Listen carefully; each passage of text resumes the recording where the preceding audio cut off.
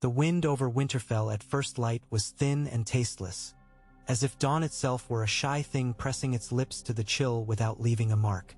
Lyanna stood on the eastern rampart and let it worry the loose strands of her hair. Beneath her the castle breathed. Smoke lifting in threads from the kitchens, a sleepy horse stamping in the stables, a scullion crossing the yard with a pail that thumped her knee at every step. The world was ordinary in a way that felt like home and exile both. It had been years since she had woken in a bed she could swear would be hers again tomorrow, yet she could not help glancing toward the godswood whenever the wind changed, as if expecting the heart tree to lift its red eyes and speak aloud. She wore a cloak the color of river ice and a tunic plain enough to scold any mistress at needle for lack of ornament, and leather boots layered over wool because winter was a slow, patient hunter and she would not be caught unready. The stone at her back remembered older snows. If she put her palm against it, the chill pressed into her palm like a vow. A raven's bark called from a chimney top, and the guard at the gatehouse glanced up as if the sound were a horn of warning.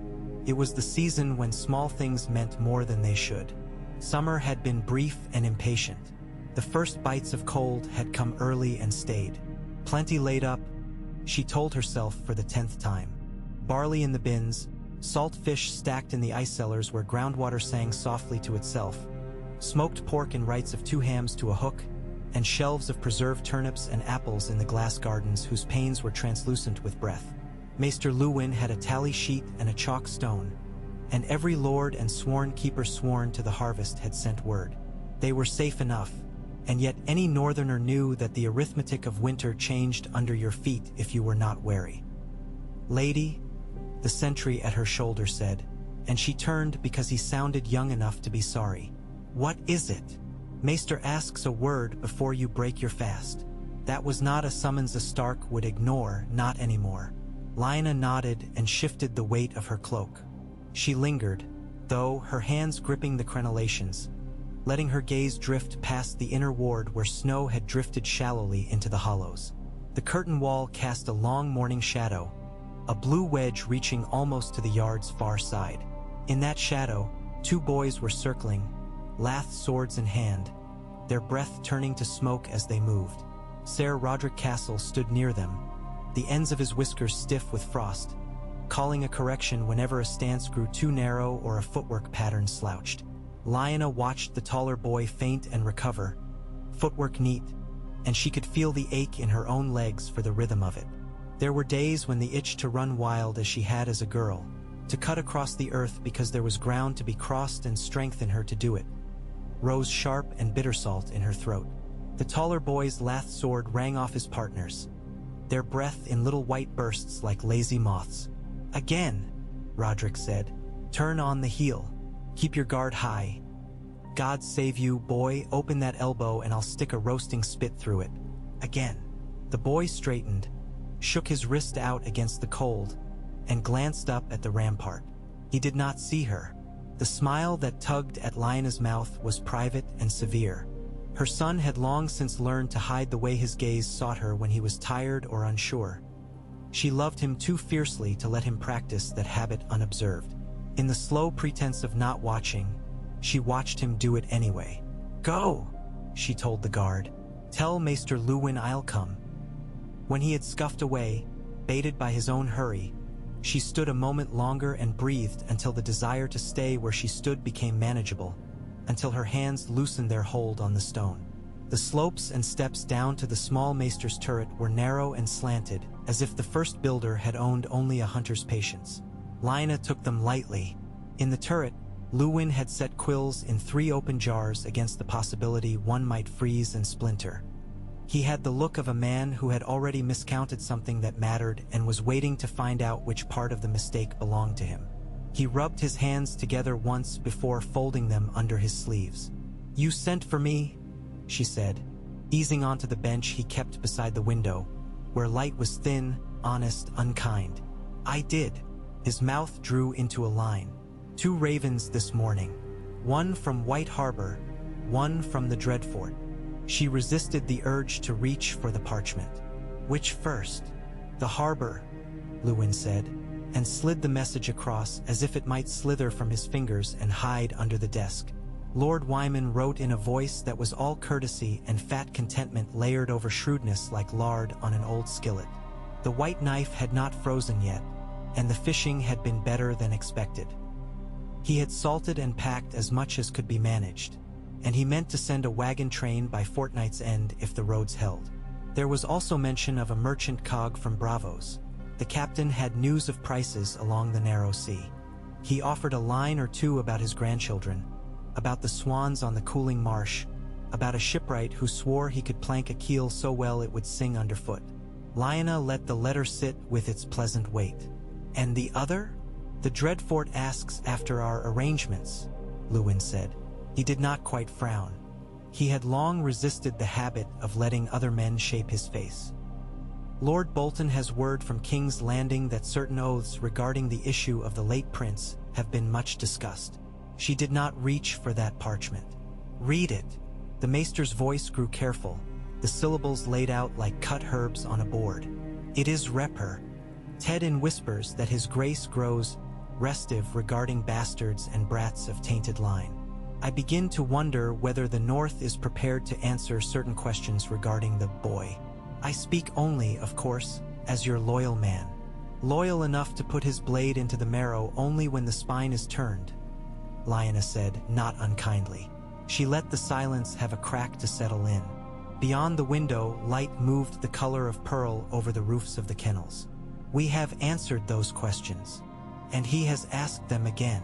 I will answer them again until snow falls in summer," she said, and took the parchment because the weight of it mattered. The Bolton seal was already cracked. The words were as Lewin had rendered them, careful, cold, uninterested in their own breathing. "Send a reply. Tell him that Winterfell holds to the truce that was sworn, and to the truth that was spoken, and if he cannot recall the terms, I'll have a copy made from Lewin's fair hand and send it with a servant who will stand calm while he reads it aloud." Lewin's mouth twitched, a quick, wry crack in old stone. "As you will. There is also this." He hesitated. For a moment, Lyanna felt the old ache stir in her eyes, the pain of a memory that refused to be put in order. "Howland Reed is in the castle." He arrived without sending word? A smile began before she stopped it. "From the neck." "He has a way of arriving where he means," Lewin said mildly. "I have set him in the small solar." He asked for a cup to warm his hands. The smile vanished of its own accord and left only a tautness. "I'll see him." She stood, but Lewin's hand lifted, paused, settled again as if he had thought better of a touch. "There's one more matter, my lady." "Say it." "The boy wants to ride the winter track with the rangers who came down from Castle Black. He asked Ser Roderick. Roderick told him to ask me. I told him to ask you." Lewin took a breath and let it out through his nose. "He thinks he is old enough to go 10 miles out with men who carry bows, to see frost in the trees and say he has been past the outer farms. He is 9. Almost 10, she said before she could help it. "Almost is for apples and horse auctions," Lewin said. "Not for cold, not for teeth." He looked at her, and she felt the weight of love that had nothing to do with blood. "You know what lives past sight." She knew. Men who lived with the wall in their eyes would speak in circle talk, but their circle had an edge. In the last 2 winters, 3 rangers had gone missing from the watch on hunts that should not have been hunts. There had been unusual quiet in the night beyond the last outbuildings. A white fox had skulked into sight and simply watched men work. Tracks had appeared that did not match any creature her father had named to her when he taught her to read sign on the ground. All of it could belong to a winter that had teeth but no appetite. All of it might be nothing. In the north, men learned to keep a pouch in their hearts for nothing. "I'll speak to him," she said, "after Howland." "Thank you," Lewin said, with the relief of a man who had not wanted to be the hand that turned that key. The small solar in the east tower held warmth poorly. Lyanna's breath smoked when she went through the little arch. Howland Reed stood by the hearth with a wooden cup between his palms, as if it were a living thing he meant to coax into song. He was shorter than she remembered from the day the world had shifted under her feet. He looked like the Reed always looked, as if he had been made of peat and river water and a whisper of fog. His hair had thinned since the last time, or else he had pulled it back so tightly that its honest breadth could be counted. The little frog spear leaned against the chair, as if he could not be wholly inside without some piece of the outside to watch with him. "Little Lion," he said, the old name that only he could use without making the old anger rise. She went to him and pressed her forehead to his, and the smell of the neck was there behind the winter. Damp leaf, clean decay, the faint sour of old water. "Read. Winterfell holds," he said. "It is good to see it. It is good to see you." She took one of his hands in both of hers and then let it go. The cup steamed. "What brings you to Stone?" "Two things," he said, and his eyes moved not to the window but to the wall as if the wall had spoken. "Three, the third being that I am old and need to see the child I saw first between your hands." "Three things is plenty," she said softly. "Sit. Talk." He did not sit, not yet. Howland Reed was not a man who laid aside the place he stood easily. "The first thing is this. There is trouble in the neck that belongs to the north, not just to my people. There are men in mail wandering with no colors and too much confidence. They carry the smell of sweet wine and hot southern iron.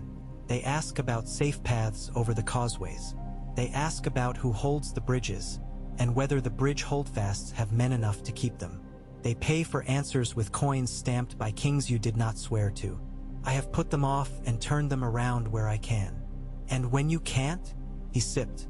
"Sometimes the more takes what it is given and hushes in its own language." Lyanna felt her mouth go dry. Howland's people could make a man walk in a circle until he grew so tired that he lay down and slept and the mud drank his breath. "Who do they serve?" "Some bear the look of the lion on their knives," he said, "and some the stag. They do not love each other. There is a scent on them like the smell of a fox who has rolled in the ash of a campfire. They try to hide a wrong smell with a smell that makes them feel better. King's Landing sends hunters," she said, and the bitterness licked her teeth and was gone. "Or men who want to be seen as hunters. All the same. The second thing," he said, "I have a whisper that the maesters at the Citade. I have been asked to look for a particular marriage record. There was a sept built on the back of the Trident 2 kings ago. A quiet place, built of river stone and timber, kept a brown book. Someone has decided to empty all the brown books in the realm to see what falls out."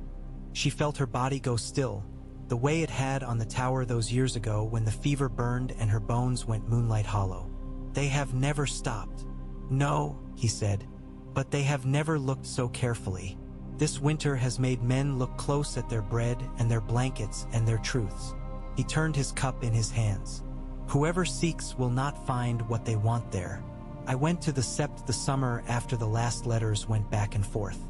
I did what men of the neck do.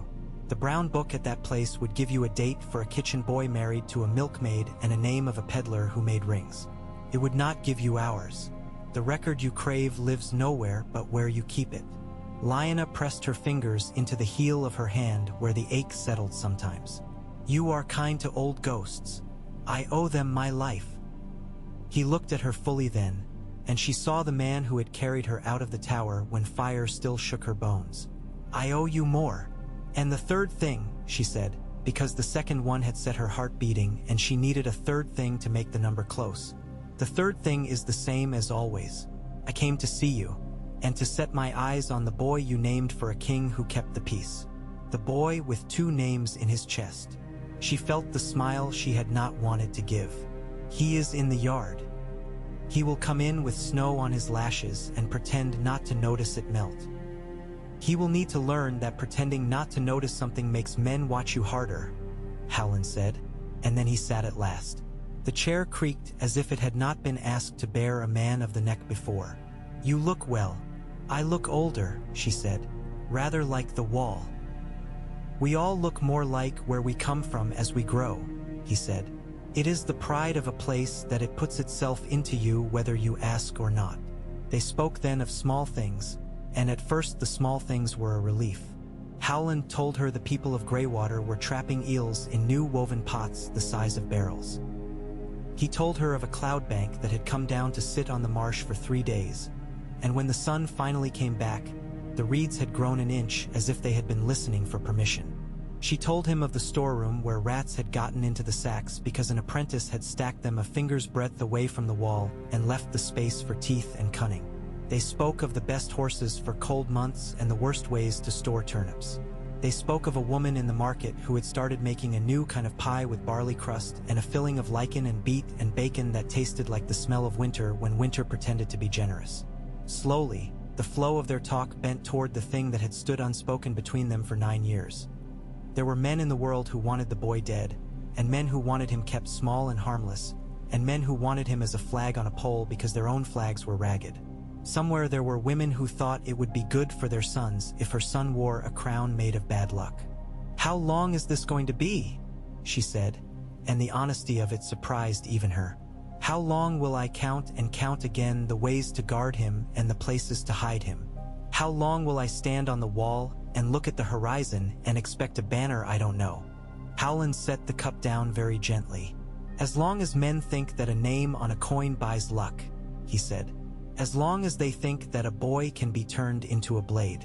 As long as they forget that a blade cuts both ways. Which is to say forever. For a long time," he allowed. "But he is not just a blade. He is a boy from Winterfell, with a mother who belongs to stone and snow and a father who belonged to a song that most men do not know the words to. He will be himself first if you let him. The rest may come later, when he has the knees for it." She breathed and felt the breath open her ribs. There were days when the only thing she could do to keep the weight from crushing her was to say the blunt truth to someone who would neither flinch nor bow. Howland Reed was that someone. A knock came at the arch, light enough to be a check rather than a challenge, and then Ser Roderick's whiskered face framed itself in the cold. "My lady," he said, "you asked me to send for you when the lads were finished in the yard. I'll come." She glanced at Howland, and he nodded, sliding a knit cap over his hair as if he planned to go out and put his hands into snow. When Lyanna stood, her knees protested with a flash of winter ache, and she ignored them with narrow-eyed stubbornness. "Roderick, how is his guard?" "Better," Roderick said, stubborn. "Wouldn't lift it high enough until I told him I'd use his arm to stir the stew if he didn't. Then it went up on its own." His whiskers quivered. "He's got your temper when he's hungry and your brother's quiet after." "Which brother?" she asked automatically, and the old pain lifted its head. Roderick only looked stricken for a heartbeat and then tucked the flinch away where he kept flinches. They crossed the yard together and stepped into the warmth of the great hall where fires had been coaxed up to readiness for breakfast. The smell of oats and onions and bacon lay heavy as a blanket. Boys came in flushed and kneading their fingers to make the blood return. Men took their places at the benches and shifted their boots against the rushes. Lyanna felt the familiar layering of sound. The scrape of bowls, the constellations of gulps, the mumbled thanks to gods who did not interfere with ale. She took her accustomed place at the high table beneath the carved wolves that watched from the rafters, and the boy came to sit at her left, his hair still damp at the temples where snow had melted into it. He looked at her sidelong, as always performing the manners taught to him, and she looked back just as sidelong. His eyes were gray as her father's had been, with a fleck at the edge of the right iris that had come from no Stark she could name. In certain lights it darkened and shot a ray of color that made old women cross themselves. He had the Stark's long face and the small courtliness of a man who had been schooled at a table rather than a court, and he had the habit of listening with his head slightly bent as if the sound came in better that way.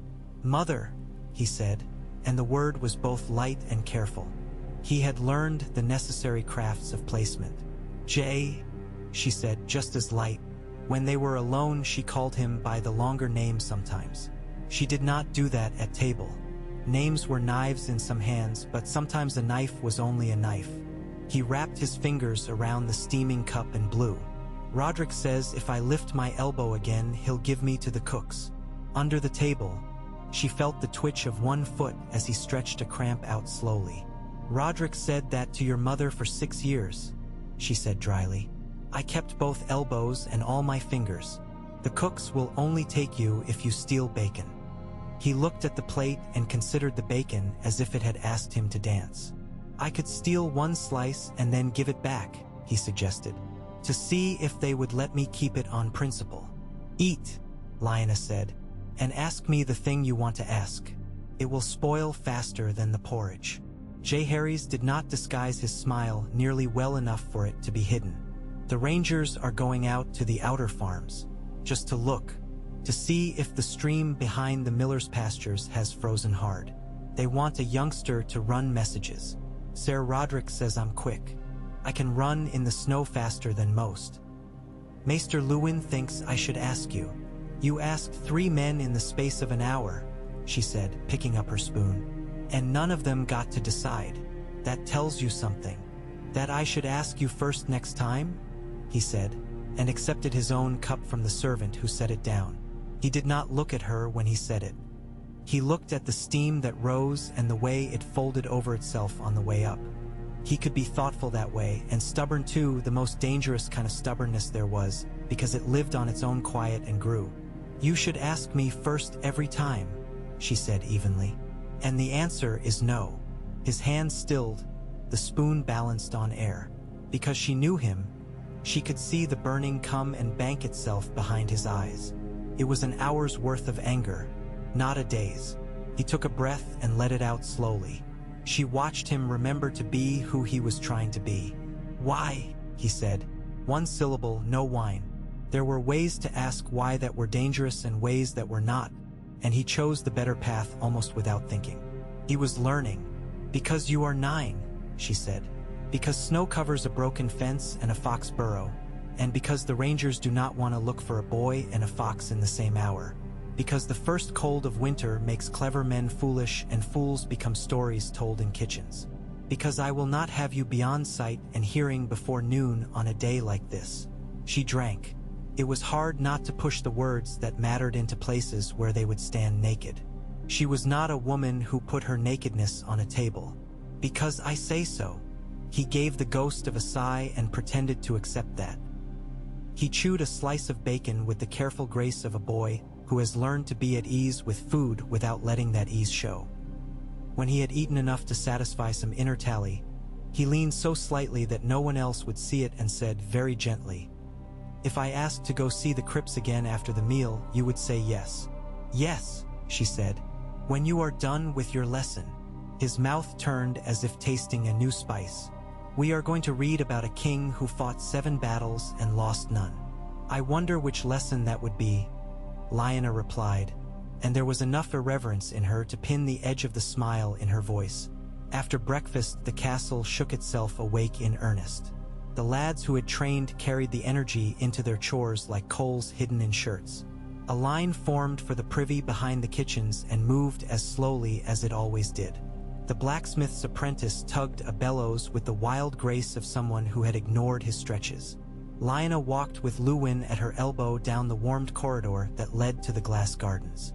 The panes glared back the color of old milk, but inside, the air carried a soup of scents so thick her nose invented sweetness. Men of other places thought the glass gardens were a luxury. In truth, they were wells a northern house drank from. The stew of warm air-fed bodies tired of tallow and salt meat. The small green things there kept people hopeful. Lyanna stopped by the bed where winter blue blossoms crowded together on brittle stems. Her hand went to them without her thinking about it. The petals were small and too intense a shade, as if the cold had taught them something about how to keep dye in their blood. The scent was a thin blade of cool. She laid 2 finger pads against one flower and felt a small spring. "Stubborn plants," Luwin said. "Unwiser men would call it magic. Men need a word for anything that refuses to obey them," she said. The breath she drew with the scent was almost a benediction. "Howland is right. Some truths belong to no book." Luwin made a sound in his throat that could have been agreement or skepticism. He had made a friendship of those two. "The southern envoys will come sooner than we prefer. Lord Bolton's nose for trouble is too finely tuned to be wholly wrong. King Robert grows uneasy when he thinks his shadows are deeper than they are. Robert grows uneasy when he holds what he wants," Lyanna said, her voice too low to carry. Luwin looked at her and looked away, and his looking away was kindness so practiced it had become part of his bone. Howland's men will keep our causeways mossy. We will keep our own causeways in our heads. We have done harder things.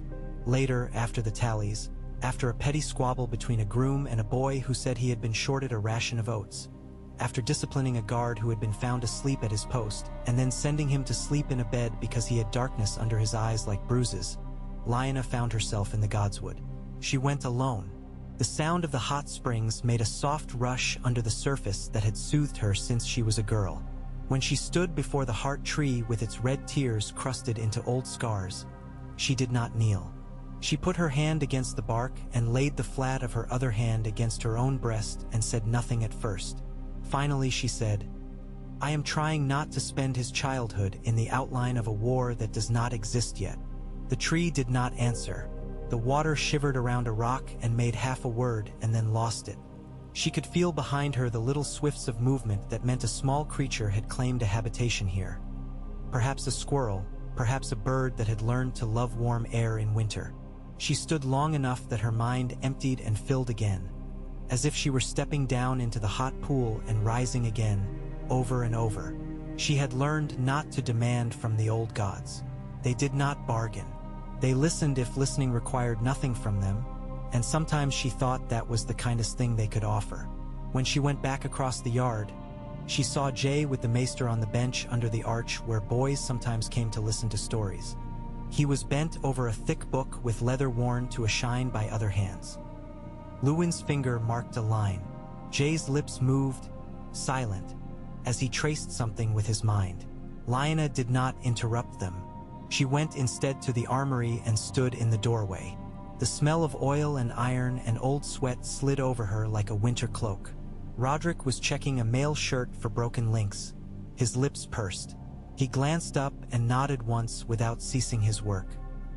"He wants to practice at the Pell after reading," Lyanna said. "He'll do it poorly after reading," Roderick grunted. "Boys' minds go someplace else when they read about other men's glory. Better to make him do drill that bores him before he reads about battles that will make him restless." "You sound as if you have raised boys," she said, and earned herself a short laugh. "I have raised lads in this yard for 20 years, Roderick said, "and I know the look of glory when it's put into a boy's eyes by a book. The book never tells them about the days their hands blister until the blisters bleed, and then they put rancid tallow on them and keep going because the captain will train them anyway. The book never tells them about the mornings when the strap is stiff with sweat and frost freezes it in a shape that eats the shoulder like a wolf. Then tell him," she said, "tell him the truth you know, at least the portion you think he won't choke on." Only after she had made the round of the kitchens and the kennels and spoken briefly with the steward about the casks of ale cooling near the springs did she allow herself an hour to sit alone at the small desk in her own solar. And there, where the air felt like it had been breathed by wolves before it was given to her, she opened the drawer where she kept the thing that had weight enough to change the tilt of her world. The vellum had been handled carefully enough that the handling showed. Edges smoothed by fingertips, creases that had been pressed rather than folded sharp. The ink had faded to the brown of dried blood. In its body were words in a formal hand, noting a marriage between a prince and a lady with old names. There was no insignia at the top. There was a signature at the bottom, old as a prayer. It was not the only proof. There was the memory of a winter morning with light like a note held long beyond comfort. There was the sense in her bones that the vow she had spoken had been a vow even if no god had caught it. But men required ink. Men required witnesses. Men required the old woman who had placed a cloak over her shoulders to still be alive somewhere, and that old woman was a story now, and stories could be spun from both ends until the middle came apart. She set the vellum back in its place and slid the drawer shut. If the southern envoys came sooner than she liked, she would show them nothing they did not deserve. The truce that had been called at Moat Cailin had been a truce made possible by grief and the stubbornness of men who were one loss from breaking. Robert had sworn by his crown and by the bones of their dead that the North would not be pressed on the matter of her child so long as the North made no open claim for that child. He had held to it for years with a restlessness like a horse that disliked its bridle. Even now she could hear in memory the way his voice had torn itself apart speaking her name. She had learned the price of men's love, and it was not a price she cared to pay a second time. By midday, the cold sharpened. Lyanna took her place on the training yard's edge and watched Jaehaerys rain blows on the wooden man with the cloth-stuffed head. He had anger still thrumming under his skin from the morning's refusal. Good. If he learned to make anger pull as he wanted rather than be pulled by it, he would survive where other boys burned. She saw the moment he forgot himself and swung from the shoulder and not the hip, and saw the moment he corrected, a flash of discipline that had nothing to do with how old he was and everything to do with the nature of his heart. "Enough," Roderick called. "Put it down while you can still feel your hands." Jay obeyed, breathing hard. He leaned his forehead against the rough wood. When he turned and saw her, some of the stiffness left his face. "Come with me," she said, and he came. They walked the yard and crossed the covered passage to the quiet corridor that led toward the crypt. They went down into the chill that smelled of clean stone and something older. Torches woke old carvings to life. On the walls, within their niches, the lords of Winterfell lay with their stone wolves at their feet. Lyanna had long ago schooled herself not to look too closely at some of these faces. Her father's, for instance, looked down with the gravity of a man who could not imagine his son's knee buckling. Brandon's, carved by a mason who had barely known him, had a jaw too square and eyes too soft. It comforted her sometimes that the stones were clumsy. Even grief could not make men perfect. Jaehaerys slowed beside a statue wearing a long cloak of stone whose folds had been carved with care, and put a hand out as if to greet an old friend. "If you had said yes," he began. "If I had said yes," Lyanna cut in, "we would not be here now. We would be calling the steward to pull men together and to prepare a litter and to send for the healer when you came back with frostbite in your feet. Or we would not be calling for anything because you would be gone and I would be the mother of a boy-shaped hole." He flinched and stiffened. She kept her voice steady and unrelenting, because there were words she would rather cut him with now than have him bleed later under a worse blade. "I do not refuse you because I love you too much to let you live," she said. "I refuse because loving you means I have to be cruel in small ways to keep big cruelties from finding you." "Cruel," he repeated, and the word had taste in it now.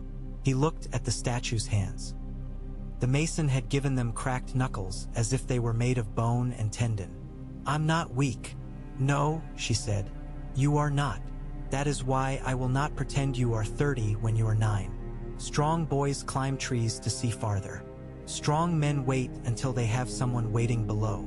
He looked at her then, really looked, and she could see the working of the gears inside that mind. He was not making peace yet. He was taking her words apart to see if any piece could be rearranged into something he could live with. He was his father's son that way. The thought came like a low sound in the skull, full and sad and so old she could not find its edges. "You said my father loved songs," he said after a moment, and the pivot was so gentle and so intentional that it made her want to put her hand on his head and bless what had not yet hardened in him. "What kind of songs?" "Songs that were too long," she said, and her mouth softened. He deserved more than that. He loved the ones that remembered what other men forgot, old tales that were too proud to be fashionable. He had a way of hearing a thing that was not being said and inviting it to sit down to supper. "Was he kind?"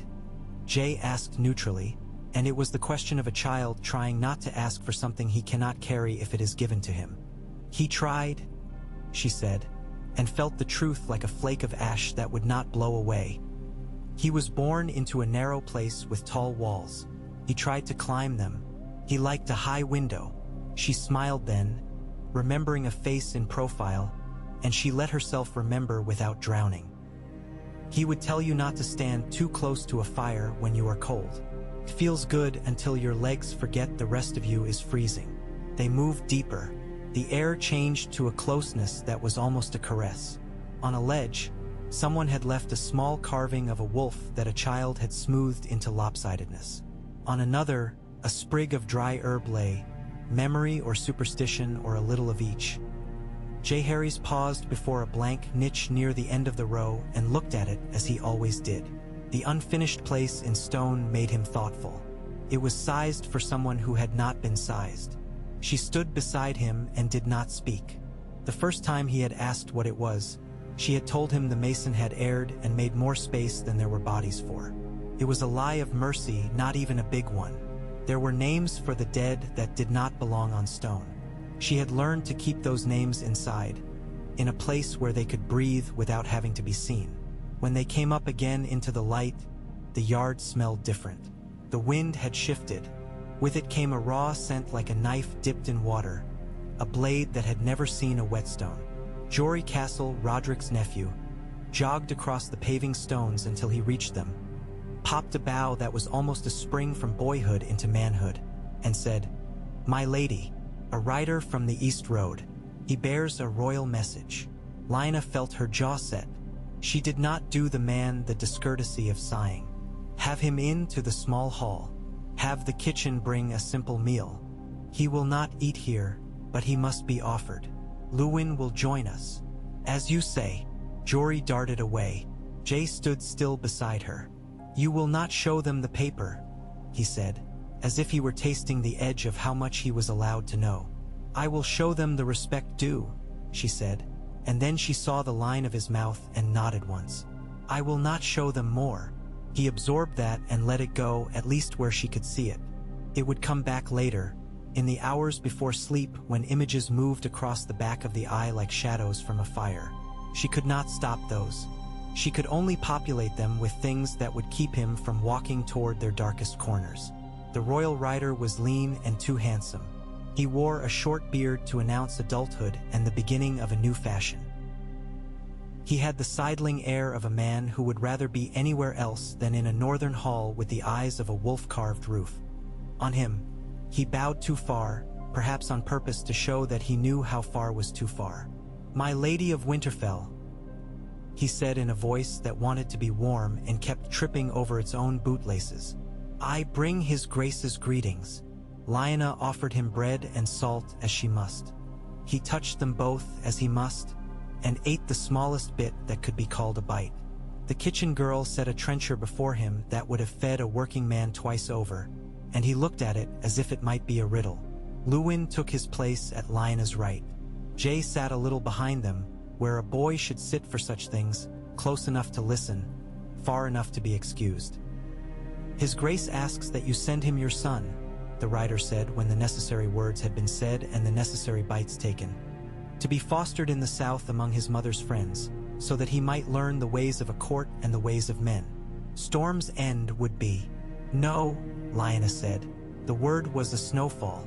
The rider blinked, throat working. "His Grace also has in mind, should it be agreeable to your ladyship to—" "No," she said again. "You may give the king my answer 3 times, so it cannot be mistaken. No." He swallowed and tried to rescue the rags of the formality he had been sent north with. "It is a high honor to be—" "I know," she said. "Tell the king I value honor enough to keep it where it belongs. Tell him we will do what we have always done. Foster the boy where the boy belongs. He belongs first to winter, to stone, to quiet. The south has no quiet. As for the rest, tell him what I say." She let her eyes rest on the rider's face long enough to make him feel their weight. "Tell him I remember his promise." The rider made the motion that men make when they mean to object and think better of it. "My lady, you will stay the night," she said without warmth. "Your horse will be watered. You will have a pallet by the kitchen fire or a bed in the guest house if you prefer to sleep where the smoke does not crawl. You will enjoy our hospitality as fully as a man who has done his duty should. You will not ride out again until morning." He knew better than to argue. He knew better, too, than to speak Jaehaerys' name.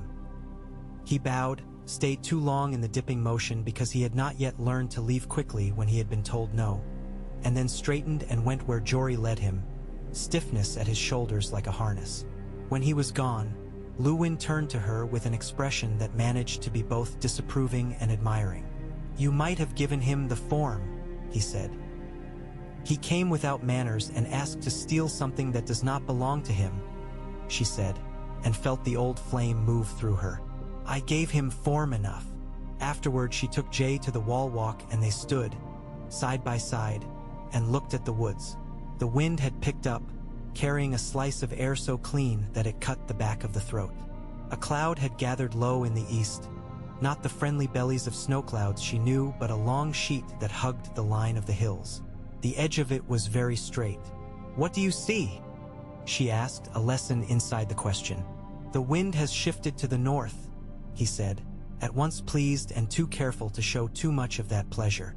"The pine tops are moving like hair pushed back from a face." He squinted. "There's a herd moving at the far edge of the fields. Deer, I think. And above them," she saw it too now, a small shape cutting across the pale sky. A hawk, perhaps, but it did not circle as a hawk on a hunt circled. It glided and then, in a motion almost too smooth to see, it folded its wings and dropped and then recovered and slid again. A gull sometimes moved like that when it caught an updraft. But there was no sea within hundreds of miles, and no white on its belly. "There," Jay said, surprised into pointing. "Do you see the stag?" His eyes were better than hers at distance. She followed the line of his hand. At the tree line, just where the whites of a deer's tails would be if they flickered, there was a motion like the shifting of light in water. Then it resolved into the pale antlered head of a stag, lifting. The beast turned slowly, showing its black nose, and then its body, which was pale as if winter had licked the color off it. "An old king," she said, without meaning to name it. "See the hinds move." They were there, blurry mice of movement among the trunks, patient as wives. The stag held still with the certainty of a creature who did not depend on human names. Then it turned again and went away in that soft, approximated way things in a distance go away, piece by piece into their background. Jay let out a breath he had been holding. "I want to follow it someday," he said. It was not childish. It was hunger shaped like a wish. "You will follow many things," Lyanna said. "Hawks, hearts, words, my voice." She glanced at him sideways. "The last one is the hardest. It is easy to ignore what you know is right because it is spoken in a tone that makes you think you are being pushed." He took this with his face still. Then, without changing expression, he yielded just a little and leaned his shoulder into hers.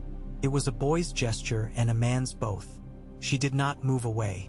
In the hard blue of afternoon, with the sun thin and bright as a coin you disliked spending, Howland Reed found her again. He had been to the kitchen and eaten the pie with lichen and beet and bacon. He could still taste the stubborn plant resisting the cook's best efforts to make it become something warmer. He made a small agreeable sound about the pie before he delivered the thing that had kept the set of his shoulders taut since morning. "I will go back by the west way," he said. "I don't want to cross the causeways until I have arranged for new men at 2 of the bridge holds. There is a place where the planks have loosened, and a man who is in a hurry could go through a soft place and dr. Own without a witness." She knew the causeways by heart because Reed kept them in her head. "Send word when the planks are made right." "I will." He glanced up at the sky that had gone colder. "Watch the clouds. I am always watching them. The others will look at your son and see a color," Howland said suddenly, eyes still on the edge of the world. "Dark hair, gray eyes, they will say, and find in that an answer they can live with. They will not see the other thing unless they want to, and then they will only see it when it serves them." She absorbed that, and the quiet anger wrapped around it like a warm scarf. "I have stopped thinking I can make them see what they do not want." He lifted his gaze to hers, the delicacy of his features unsoftened by age, and in him something like the old gods breathed. "You may not be able to make them see it, but you can make it true. Keep the boy what he is. Teach him to be where he stands. When the winds go mad and men start naming names again, he will be here. He will be himself. The rest of it, the paper and the seals and the prayers said over the backs of your hands, the rest will blow about like dead leaves and show their nature." She could feel her own mouth work around what she did not say. Then she nodded once, as if she had just made a bargain and with whom was not important. "I will do that." When Howland had gone and the sun had slanted, Lyanna took a small knife and walked the line of the lower pasture fences. A lord's work was sometimes sitting in rooms making words, and sometimes it was walking where the fence had sagged. She checked the knots and the gateposts and the places where frost had swelled the ground and pushed stones aside. She spoke with the old shepherd whose flock had a talent for escaping and with the youngest herdsman, whose dog had learned to ignore his whistle. She tightened a line where the twine had given way. She rubbed the burrs from the tail of a horse who stood patiently with regret in her eyes, as if apology would make up for the burrs' habit of being burrs. The day bled quietly toward its end. In the late hour, the kitchen set aside a trencher with the ends of meats and the skins of roasted onions and a heel of bread and a heel of cheese, because habit is a kind of love. Lyanna took the plate in a second's pause between tasks and ate like the wolf she had been named for, with concentration and gratitude. In the hall, the royal rider hunched over his meal with the air of a man who thought every bite might be watched. He glanced up when she passed. She did not grant him the insult of seeing him. Night in Winterfell is not darker than elsewhere. It is simply truer. Lyanna walked its corridors with a candle cupped against the draught. Her feet knew the small unevenness in the flagstones that came where one mason had been less careful than another. She glanced out at the courtyard where the snow had stopped at last and lay like a held breath. Somewhere a dog barked just once and then stopped as if told, kindly and firmly, that it was enough. She turned toward the stair that would take her up to Jaehaerys' chamber, and at the turn she saw Ser Rodrik in the passage, scratching at his whiskers. "My lady," he said, and did the little incline of his head that stood in for a bow when his knees objected. "One more thing before I sleep and leave my armor to do the watching." "Say it." "Roose Bolton's man left this afternoon shortly before yours came. The Dreadfort sent a raven and then a rider and then another raven. Lord Bolton is setting his house in order for a winter he thinks will be long, and there's wisdom in that. But when a cautious man begins to hurry, I look for the goad under the blanket." Lyanna flexed her hand and felt the bones speak to each other in the way they had learned in the years since her fever. "He's looking south and north both." "Aye." Roderick's whiskers shifted. "The men from the watch brought news that something moved up there 2 nights ago. Something white, but not snow. A bear, they think. A big one if the prince speak truth. It moved quiet. It came close enough to listen and did not run when a man coughed." "We are telling ghost stories to ourselves," Lyanna said. But in her head she saw again the way the clouds had lain low and straight along the edge of the world. "We will keep our small fires and our cleverness." Roderick nodded and took himself off to sleep, leaving a silence behind him that filled the corridor like water. When Lyanna went into her son's room, he was in bed at once, as if he had fallen hope-first into it. He had kicked the blanket askew. She drew it over him with a precise hand and tucked it beneath his shoulder. The work of tucking a blanket had never seemed a noble thing until she had learned how many ways there were for a body to be cold. She sat for a time with the candle on the small table and watched the rise and fall of his breath. Shadows moved across the ceiling in the slow flapping of the flame. She thought of Howland walking a path most men could not follow, of Robert dreaming his old dream and disliking the taste of it in his mouth, of Roose Bolton counting the ways to set his knives in a careful row. She thought of a stag at the tree line and a hawk that did not fly like any hawk she knew, and of a piece of vellum that had spent so many nights in the drawer that it had learned the ache of wood. Later, when the house had settled and the watch was set and the small conference of working noises, the scuff of boots, the discreet cough, the click of a door pulled gently shut, had faded into conversations among sleeping people, Lyanna sat alone in the small solar again with a cup that had gone cold in her hand. The window gave her a cut out of night. She read the darkness the way she read a letter. Slowly for what was in it, slowly again for what was not. A snowflake, fat and lazy as a drifting ash, smudged the pane and slid. In the morning, the royal rider had a face like a man who had spent the night telling himself a story about why he had failed and curing it with a better story. He took her farewells with an effort to be gallant that did not suit him. She sent him south with a fresh horse and a pouch of oatcakes. She sent Jory with him to the first fork in the road and then sent Jory back, to ensure the messenger followed the fork he was meant to follow and did not turn aside toward some other errand. The day woke under thickening cloud. Work multiplied as work does in cold, each task giving birth to 3 smaller ones. Lyanna had meant to ride the field edge, but she came instead to the granary because a worker had hammered an iron accident into a wooden door and made a hairline crack that would widen into a mistake in the first hard freeze. She stood with him in the doorway, and together they cut a patch and swore at the way nails split wood when both of them were sleepy. When she at last crossed the yard to the godswood again at midday, she carried a small loaf under her arm and an apple that had kept its last autumn sweetness. The snow had thickened into an affair. She ducked under the bare brush and let the scent of the hot springs lift to meet her. The heart tree waited, patient as an old dog. "Howland is right," she said aloud. "I will teach him to be who he is. I will cut that shape clean and set it firm." A flake touched her mouth like an unasked-for kiss. The steam from the pool made it vanish as if it had been too shy to remain. Footsteps sounded behind her, and she knew them without turning. Jaehaerys had learned the gods with the way a person learns a song, by going forward and forward again until he could hum it without knowing it. "I'm not angry," he said, and then took the seat beside her with such control that she believed him. "I'd prefer you weren't," she said. "Anger will be useful to you when you can make it run where you want it to go. For now you would set it down and forget where you left it, and I'd trip over it and hurt my foot."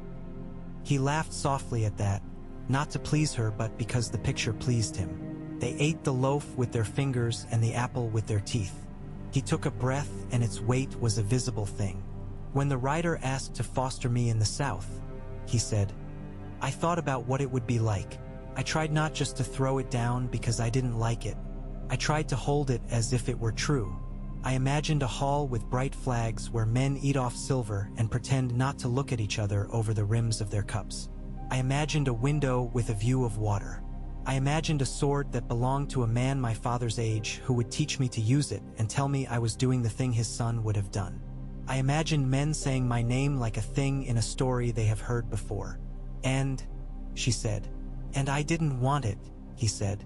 "Not because I'm a child and I want to be where my mother is, but because when I imagined it, I stopped feeling my feet." He was 9. He had time to grow and time to be wrong and right and wrong again. He had time to learn the distance between a dream and the floor. Lyanna felt a small easing in her ribs, an easing that did not erase the pressure but toned it down until she could talk afterward without sounding as if her throat had been closed around a stone. "The South is not the only place to learn what men do," she said. "You will learn it here. Men fool themselves and each other in Winterfell as readily as anywhere. And there are things a man learns in the cold that he cannot learn in heat. Such as how not to waste his own breath," he said, and his mouth tucked itself into an angle she had seen in a looking-glass once and had not recognized. They sat a while longer, in the shared shelter of an old truth. Snow ticked at the leaves of the underbrush and melted in small, quiet passions.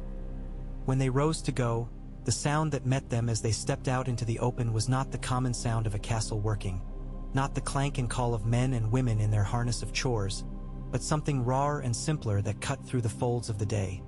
The horn from the gatehouse, blown twice, a warning. Lyanna did not run. She walked quickly, the kind of quick that announces itself not by speed but by purpose. Jay kept stride by shortening his step and lengthening his reach in exactly the way she had taught him. The yard gathered as yards gather when a sound has cut across habit. Men looked at each other and then at the gate. Jory came down the steps 2 at a time, his face flushed. "Riders," he said, "from the east. House banners are tied to the lances." "What banners?" Luwin said, appearing from nowhere as he sometimes did, as if the castle had breathed him into existence. "Lannister," Jory said reluctantly, as if naming a thing might add to it, "and the king's own. The gold cloth is heavy enough to hang in this cold. Their horses are spent." Lyanna drew in one long, unhurried breath and let it go. "Open the gate," she said, "at a walk. Make them come in at the pace that belongs to this place. Send for Roderick from the yard. We will not welcome them with swords because we are not fools. But we will not greet them with music because we are not fools." The portcullis rose, iron grating against iron with a song that did not pretend to be pretty. The Lannister lion came first, a gold beast stamped on red so rich it looked like dried blood set on fire. Behind it the crowned stag on black that had not grown more beautiful with use. The girl who carried the Lannister banner looked young enough to be one of the washerwomen's daughters set to an errand she did not understand. The man beside her bore himself in the manner of someone who had not slept enough to look proud. Cloaks flared. Horse nostrils blew steam. The Lannister man bowed, and his bow was a statement about how much bow he thought the North owed to Lannisport. Lyanna kept her face even and her hands easy on the railing as she stood at the top of the steps. "Lady of Winterfell," he said, "by grace and order of King Robert Baratheon, we come to deliver summons." "You delivered them yesterday," she said. "I sent them back with thanks." "These are not the same," the Lannister said. He had green eyes that did not match his hair. He smoothed his mouth before he spoke again. "His Grace requests the presence of the boy you have named as your son, for oaths sworn in his presence. His Grace has also sent," he gestured. A servant in king's colors stepped forward and lifted a small chest, and Lyanna knew before the lid was opened what would be inside. "No," she said, and the word was not to the Lannister. It was to the thin ribbon of panic that wanted to work its way through her ribs and up into her throat. Panic could live there if you gave it room, and she refused to make room. The servant opened the chest. Inside, neatly folded, she saw a mantle trimmed with black and a brooch in the shape of a stag, hammered in silver. There were words as well on a scroll tied with gold thread. Luwin drew near. He had that look he wore when he faced a set of facts and wanted to look at them in a different order to see if the knife would cut less clean. "May I?" he said, and the Lannister deferred to him because that was the form. He took the scroll and broke the seal and read silently while the yard held its breath. Lyanna could feel Jaehaerys standing to her left as if his presence were a weight tied to her belt. Luwin looked up. "His Grace offers to make the boy Warden of the North upon his coming of age, in return for oaths sworn now and the matter of names laid to rest." "How generous," Lyanna said. She did not look at the brooch. The stag's treacherous beauty glinted anyway. How wrong. The wardenship is not a toy to be given to a child as a sop. It belongs to a house, not to a mood. "His Grace is king," the Lannister said, and the words came out weak because they were true and so large that they sometimes fell flat against their own size. "And I am Lyanna Stark," she said, and the yard made a sound like ice settling. "Tell King Robert this is not the kind of gift that can be wrapped. Tell him I keep what I was born to keep and give what I need to give. Tell him I will not bend a boy until he grows into a man who cannot stand straight." A ripple of feeling went through the men around her. Not gratitude and not anger, but something that tasted of both. The Lannister man did not step back. He set his jaw. "His Grace will take your answer," he said, "and he will not like it." "His Grace does not like winter either," Lyanna said. "It comes all the same." There was a flicker in the Lannister's eyes that might have been respect if he had permitted it. He tipped his head in a motion that was almost brotherly in its brevity. "We ride on in an hour. You will eat here," she said, because a thing was either done properly or not at all. After they had been fed and their horses watered and their cloaks dried near an honest fire, the southern riders left, their breath pluming. The gate dropped behind them with a thump that sounded like a word ending. The yard exhaled. Luwin closed his eyes for a moment and then opened them and began telling people what to do. Jory went to check the outer lanes for prints that did not belong. Roderick took the boys back to the yard because winter or no winter, men had to move to keep the cold out of their bones. Late that afternoon, when the snow had steadied into a quiet fall that filled up hollows and made the world seem soft enough to fold, a woman came to Lyanna in the corridor between the kitchens and the hall. She was the midwife, a small, flint-eyed creature who had been known to slap a man with a wooden spoon when he got in the way of a birth. "Milady," she said, and tugged the strand of hair that had come loose from her knot. "Girl in the lower keeps come early. Hard coming. Your mother would say the house chooses its time, not the babe. But I never did like that saying." Lyanna had learned to be two things at once. She went with the woman and with the speed the woman desired. They came to the small chamber where heat and effort made the air a thick stew. The girl keened softly like a kettle about to boil over. The midwife made efficient sounds and more efficient movements. Lyanna took a cloth and set to the work that needed doing. There were things a lord could not do for her people. Lift a stone with hands that were not there, remove pain with words. There were things she could do, and she had learned the ease that came from doing the thing that was in front of her.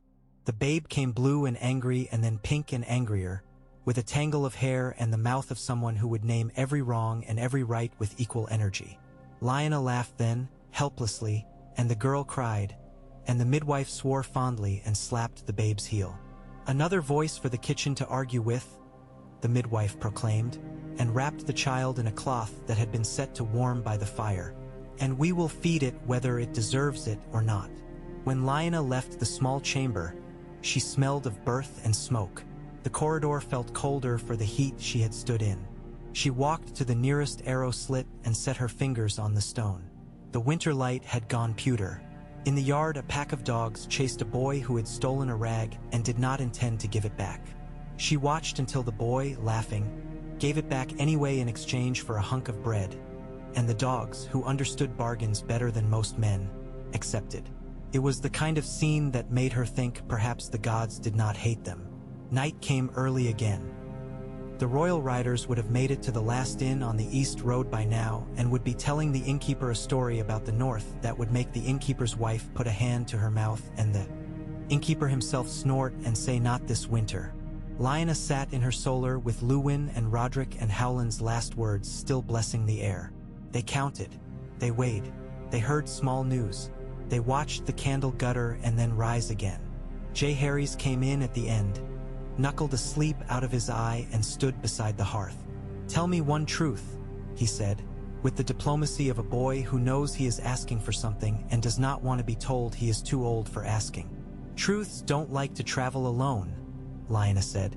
"Choose one with a friend for the road." He considered. "Tell me why men's mouths change when they say my name down in the market." "Not all of them, but some of them. They say it like it has salt on it." She leaned back in her chair, the wood pressing into her shoulder blades. Luwin's eye flicked toward her, and then he looked at his hands. Roderick scratched. The fire snapped, a small violent thing with no malice in it. "Because it is a name that means more than one thing," she said. "There are names that are keys and names that are only sounds. Yours is a key to a door some men mean to open and some mean to keep shut. People do not like locks they cannot see. And you," he said quietly, "do you like my name?" She thought of it as a weight and as a flower, as a blade and as a ribbon to tie a box with. She thought of the quiet morning when a woman had put a cloak over her shoulders and a man had spoken in a voice like a thing out of a story. She thought of a paper in a drawer. "I like you," she said. And if he wanted more than that, it would have to wait until his bones were finished. "Names are where men hide their hopes. I'm tired of hiding mine there. I would rather hide them in you." He nodded as if he had been given bad news and was working on making it bread. "Then I will learn to be the place where you hide them," he said. And there it was again, that little frightening, beautiful accuracy. Long after everyone was in bed, Lyanna went to the ramparts and looked east and then north. The sky had begun to clear in streaks, not evenly, as if someone had combed clouds with a careless hand. The stars came out one by one and then in clusters, willing to be counted and then unwilling. The cold pressed into her coat and its weight amused her. It was a heavier cloak than any a king might offer. Somewhere far to the north, beyond what human eyes were made to see, beyond the patience of a horse under a good rider, the world was dreaming a hunger. She did not know its name and would not pretend to, but she knew the smell of it. In Winterfell, men double-bolted doors because they had learned that winter was not only a season. It was an appetite. She set her hand on the stone as if greeting an ally, thought of a boy who had decided not to go when going had been the more glorious choice, and thought that perhaps she had done one thing right that day. The morning would bring other choices. The South would not stop sending lovely, dangerous parcels in handsome chests. The North would not stop holding what it held. There would be arguments and bargains. There would be food to salt and wolves to chase off and babes to smack into righteous crying. There would be howlings and small silences. These were the common, stubborn elements of a life, and she would not trade them for songs. Snow fell again, lighter this time, as if reconnoitering. Lyanna turned from the wall, went down the long stair with her hand on the rail, and closed her eyes for a heartbeat to feel the way the castle moved under her feet when she moved. It was not fancy. It was not gracious. It was not a Southron court with a floor that told you to be careful not to scuff it. It was a house that loved an honest boot. She put hers down and the house answered by holding. In the yard, a stable cat ran from one patch of shadow to another and stopped to consider whether it had been seen. It had not. The watchman on the tower coughed into his scarf and stamped his feet and looked at the line where sky met earth and, though he would have denied it if asked, listened for a sound that was not a sound at all but a kind of pressure you feel on the soft meat behind the eyes when something is coming. Winterfell slept and did not sleep. Lyanna slept and did not sleep. Snow and silence made a compact, the kind of compact that travels by slow inches. And in the morning, when the sun troubled itself to lift its pale head and peer into the yard, she rose and took it up again. The counting, the guarding, the careful cruelty of love, the refusal, the rare, necessary yes. By the third morning after the Lannister banners faded between the pines, the air had the taste of metal. Lyanna woke with the second watch's mutter still in her ear, a memory of boots on stone and the cough of a man who had swallowed the cold wrong. She lay a breath longer than habit allowed, listening to the small sounds that said the castle was alive. The scrape of a coal rake in the great hall, the murmur of two girls bickering in whispers in a passage because whispers seemed safer for quarrels, the sharp song of a pump handle pulled and released, pulled and released. It comforted her that she could count those sounds and know who made them. There had been years when the world was nothing but uncountable noises, a stew of breath and pain and memory that she could not reduce. She dressed without a maid. She had never learned to tolerate hands fussing at her, and crossed to the narrow window where the early light picked out the lines of old glass and set them shivering. The sky was a flat piece of tin. Snow had feathered into the corners of the yard and made small dunes in the lee of barrels. A scullion in a cap too large for her head trudged toward the ash heap with a bucket so heavy she had to tip her body forward to make it move. Lyanna watched until the girl reached the heap and dumped the bucket with the satisfaction of someone who has learned how to get a thing done that did not want doing. She broke her fast in the warm alcove where the steam from the springs made the air behave like a friend. Jay came in late to the meal with his hair pointing several directions at once, as if sleep had fought with it and not Holy One. He had a smear on his cheek that looked like the ghost of a thumbprint. He had slept hard. She could tell by the way his shoulders sat in their sockets, easy and a little loose, as if he trusted the bone to hold the day without supervision. "You missed the oats," she said. "Luwin vowed over them. He says that if we run short before spring he'll blame you for this one morning." "I can eat oats cold," Jay said, flexing his toes in his boots under the bench. "They taste less like a sermon that way. Don't let the maester hear you compare him to a porridge," Lyanna told him, and watched the quick smile he hid in the rim of his cup.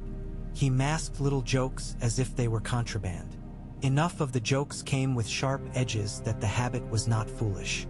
Afterward, she met the steward in the small counting room where the tallies lived.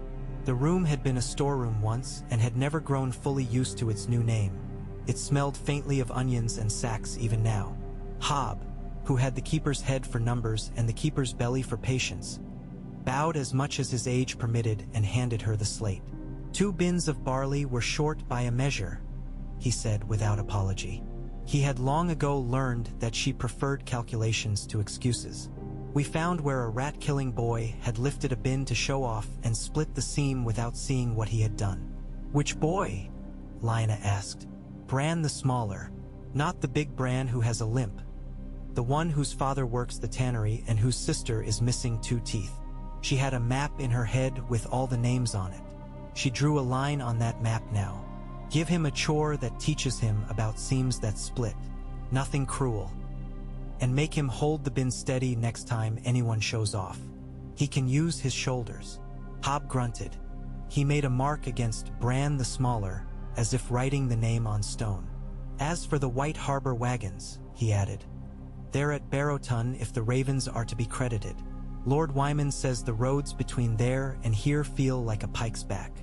He'll put straw in the ruts where he can, but some places it will be straw poured into a river. We'll meet them at the first hard place, Lyanna said at once. Send men with litters for the worst of it. Tell Mikken to spare the old sledge from his stores. There's no sense in having a sledge that doesn't sledge. Very good. Hobbs' mouth tugged briefly, the closest he came to a joke. Mikken will be offended that you stole the words from his forge.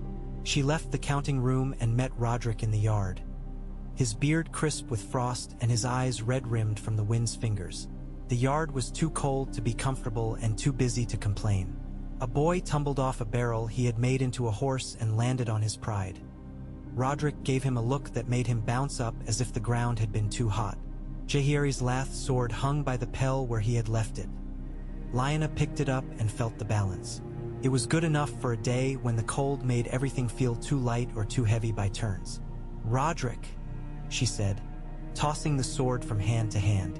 Tell me how you would teach a boy to keep his guard high when all he wants is the feeling of a blow landing. I wouldn't. Rodrik's whiskers skewered the air with his breath. I teach him to hate the feeling of a blow landing on him. Fear's a better friend than pride. They're old enemies, the pair of them, Lyanna said. But I take your meaning. She watched the lads make a ragged line and attack the pell in order, breath smoking and lips chapped. The cold brought out meanness in the wood. Every missed blow rang too loud, as if mocking the hands that had swung. It forced discipline too, because there was no spare warmth for wasted motion. Hands learned or they hurt. Bones learned or they bruised. Jaehaerys' turn came and he went at the pell with a face that looked like malice and felt like focus. She saw the older lads watch him and correct their own grip to match his without meaning to. He had her brother's grace and her brother's quiet after, Rodrik had said. She did not think of which brother.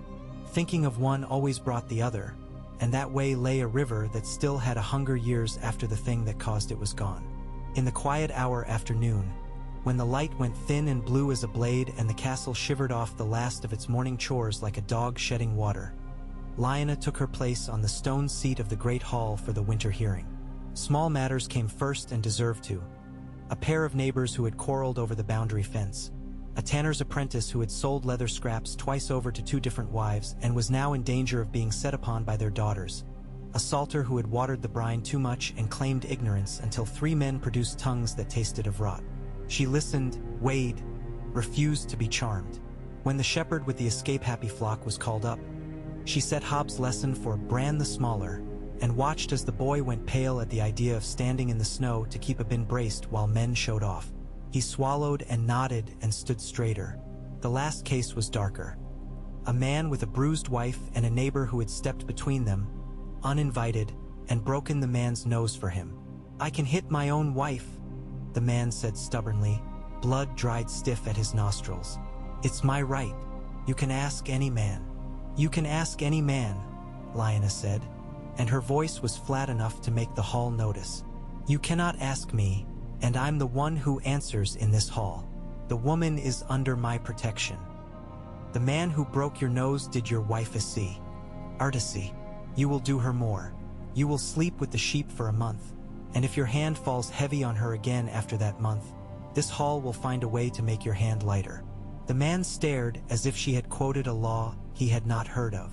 Men of the north sometimes forgot that law was stone and air both. He tried to work up indignation and failed when he saw Rodrik smiling softly at him, as if the chance to throw a man into the sheepfold for a month were a gift.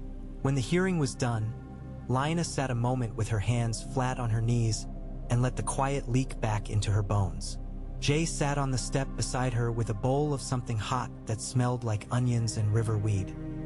He had put 2 pieces of cheese into the bowl and watched them melt with the seriousness of a priest arranging candles. Why the sheep? He asked mildly, when the hall had emptied. Not the ice sellers. Men don't learn well when they can't feel their toes, Lyanna said. And he's a man who understands sheep better than he understands his own urges. Let the sheep teach him patience. They are better teachers than rods. He considered this and then nodded, as if he were in counsel with himself. When I am given something I did not ask for, I try to turn it until I can see how to fit it, he said, as if he were standing at the edge of a puzzle and choosing a piece. If I were that man, I would decide that the sheep were a prize, and I'd sleep soft in their warmth and come out in a month thinking I'd been rewarded. Then Roderick will set a boy to sing outside the sty every night, Lyanna said dryly. Off-key. For a month. Jay laughed, a short, unguarded sound that made her throat ache with its innocence. He finished his bowl and wiped his spoon with bread. When he spoke again, the tone had changed. It was just as calm, but patient rather than playful. When will the king stop sending men? He asked. When he remembers what he promised, she said, and the honesty was easier than the other sort. She let her hand rest on the bench's edge to keep herself from saying too much. Or when he decides to break it. Will he break it? Lyanna let the question sit in the air until the answer it wanted lost some of its hunger. He broke other things, she said. Promises are a sort of glass. Some people never learn how to hold them. He folded the cloth he'd used to catch drips and set it precisely beside the bowl. Luwin says that when you hold a thing written down, it holds you, too. That's because Luwin likes paper, she said, softening the words with a little curve of her mouth. He loves it enough to give it more power than it always has. She studied her son's face, the way it had lengthened and not yet settled. You will learn the feel of weight, when to give it away, when to keep it. That evening a wind rose, not a howling one, not yet, but a thin tule against the corners of things. It made manners out of people's hands. They closed doors more carefully, lifted mugs to keep the heat in, tucked blankets in corners. Lyanna sat at the small desk while the wind explained itself to the castle and drafted 3 short letters. One to White Harbor, claiming gratitude and announcing the sleds they would send to meet the wagons at their worst stretches. One to Bear Island, acknowledging the barrels of cod liver oil the Mormonts had bragged of sending after the first frost. One to the Dreadfort, a copy of the truce written in Luwin's fair hand, with the words as agreed at the bottom and no courtesy beyond that. Luwin's eyebrow went up when she handed him the last. He did not object. He was old enough to know that courtesy was a coin you could sometimes hoard too long and find tarnished. When quiet came at last, it came in layers. The first easy hush after the meal, then the second hush after the fires were banked, then the final hush after the last boots stopped passing in the passage. Lyanna went to the godswood to hear the water speak. The heart tree looked less like a face and more like a root with a memory in the dark. She put her palm against it where others had worn the bark smooth and said nothing, because some nights the only offering the gods desired was silence. The next day brought Daisy Mormont to Winterfell with 3 women, 2 huge dogs, and a pack of news. Daisy rode as if the saddle had been carved to receive her and the horse born grateful. She swung down with an efficiency that made Jory grin and sent the dogs away with no more than a flick of her hand. She wore a coat patched along both elbows and a look that had no patience for pretty lies. Lyanna liked her before she had even been offered bread and salt. "Lady," Daisy said, touching brow, breast, shoulder, shoulder. "Bear Island's regards, and these barrels that claimed to hold salt fish and held a surprise besides. We emptied them before we came to your gate, lest we make trouble." "Tell me what I'm supposed to be grateful for," Lyanna said. They stood in the yard where the breath of horses made ghosts. "Blades," Daisy said, and the word came out warm. "Short and good. Made south. Bought up by hands with no house colors. I sent a man to follow. He followed them to the gut. They didn't go to the watch. They didn't go to the flints. They went east, toward the causeways." "Howland," Lyanna said. "The same." Daisy's mouth took on a feral curve of approval. "I sent them to him. If he hates me for it, he can send the blades back through the swamp wrapped in reeds." "He won't hate you." Lyanna's gratitude rose sharp and became something like anger at the smallness of petty men. "We have Southron knives hunting for a path through the mud, and knives hiding in fish. We'll stop their boats and their barrels at Torrance Square and White Harbor by the end of the week and make the customs men pick their teeth with their pride. If a man claims his barrel holds fish, we'll smell it until we're sure." Daisy laughed, and the laugh had the note of a sword tapped gently for sound. "There's good ale in your hall, I hope. The island's ale is the taste of a complaint." "There's ale," Lyanna said, "and if we grow tired of it, I'll set the kitchen to heating mead with clove until it forgets to be sour." They sat together, women who had chosen command and been chosen by it, and talked about fish barrels and daughterly tempers and dogs. Daisy told a story about her aunt who had gone out in a storm to fetch in a lamb and come back with the lamb, the ewe, and a Southron boy who had been hunting with friends and gotten himself lost. He still wrote letters sometimes to the island, full of words the maester said were poetry and Daisy said were excuses. "Men get lost easily on Bear Island," Daisy observed, eating with the vigor of one who does not trust plates to keep their contents once her attention lifts. "That's why they come back talking about how beautiful it is. It's a relief to get their feet under them again." After Daisy had gone to see the glass gardens and dared one of her women to put a tongue against the cold metal of the water pipe, Lyanna found Jay in the library with Luwin and a stack of books that would have pinned a weaker boy. He was reading aloud now, his voice careful and precise because he liked precision and because the maester liked it too. The book was about a king who had loved building so much he had built his own fall. Jay's face went thoughtful in a way that meant he had seen himself somewhere in the story and did not yet want to admit it. "What would you build?" Lyanna asked him when they stood together later at the window in the corridor where the light was kindest. "A road that did not sink," he said at once, surprising himself with the speed of his own answer. "A road that went all the way to the sea and then kept going across the water without a boat. Not for soldiers, for wagons, for people who sell onions and people who sell slate. Roads go both ways," Lyanna said. "I know," he said, which comforted her. "I would build gates on it that only open when you ask them to in a language the road knows. I would teach the road your voice. Luwin will tell you that roads are planks and stone," she said. "But a clever man knows what a road actually is." "What?" Jay asked, half smiling. "A promise," she said. "And you keep promises in your body first." He stood very straight for a moment in a small, fierce way, as if practicing keeping. On the 5th day, Howland Reed's message reached her. Not by raven or rider, but by a boy with bay-green eyes who had the smell of old water and the patient look of someone who has spent half his life watching the wind move reeds. He appeared in the yard where no gate had opened for him and held out a little packet wrapped in oilcloth as if it bit. "From my lord," he said, and Lyanna did not ask him how he had come. She unwrapped the cloth and found inside a reed whistle and a small piece of whetstone and a black ribbon of peat that had been dried hard as a finger. There was a note written in Howland's fine, tight hand that used letters like a fisherman uses knots, precise and not extravagant. Said only, "The water takes what it will. The rest we will keep." The boy with the bay-green eyes ate a heel of bread in the kitchen and then vanished again. Jory swore he had simply drifted behind a door and not come out again. Roderick said the neck had doors even masons could not find. In the same week, a raven from White Harbor arrived with stiff feathers and impatience in its voice. Lord Wyman's hand was large on the page. The words were full and cunning. He had received news that a man calling himself Alistair Rydestone, no such house in any book, had been buying paper in the port. Not paper for letters, paper to wrap other paper in. He had also bought glue. He had paid his tab with gold that had a lion's head on it. "I have put him to work counting my swans," Wyman wrote, "and the swans are uncooperative. They will lead him around in circles on their own if I struggle to do so."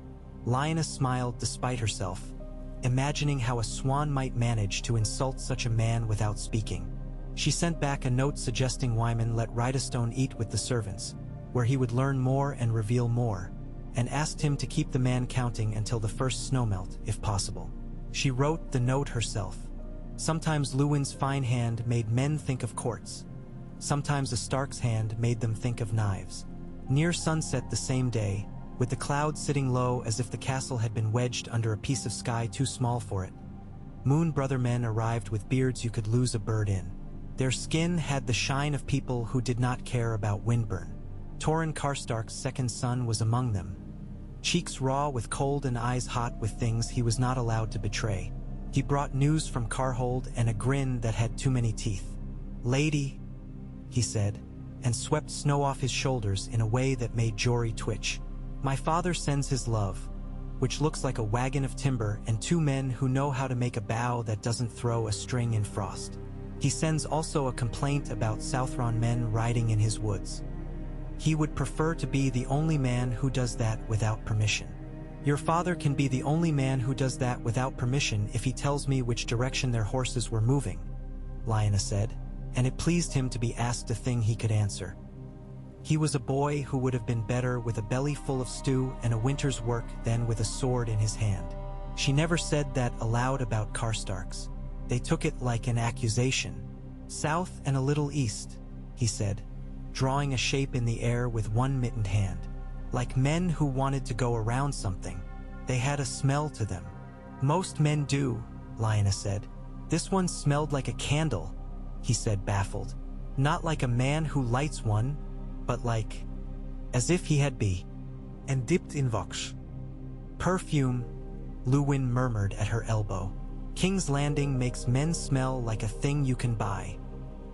"He's not wrong," Lyanna said, and squeezed the young Karstark's shoulder until he grinned again without meaning to. Winter settled in enough that the sound of snow became part of what you lived with, like your own breathing. It made the kind of quiet in which a mouse could sound like a madness nibbling the edge of your thoughts. They baked more than usual to keep the ovens going. Bread became what it always was in winter. Not just a food, but an answer to what the air did at a man's bones. Lyanna took to keeping a small loaf near the place she signed things. When she had signed too much, she would tear a piece off and eat it as if what she tore were the work of a stranger, and the eating was an act of theft. Once, in a day made of small tasks, she walked with Jay down to the kennels to see the new litter. Puppies laughed with their whole bodies into existence under their hands. One pup bit her finger and then licked it as if apologizing only to bite again because apology had been the wrong answer. Jay knelt in the straw and held a pup's small ribcage in both hands and felt it breathe as if measuring something. Lyanna watched the boy watch the pup and saw how a life which had not yet learned its size could still be held gently by hands that were learning their strength. "Pick one," she said, because there was no sense in pretending he would not name one in his head anyway. "Take the one who will be trouble and learn to make trouble work for you." Jay looked down the line of squirming, clumsy bodies and chose the one with ears too large and eyes like wet slate. The pup climbed his sleeve with the energy of a mistake made on purpose.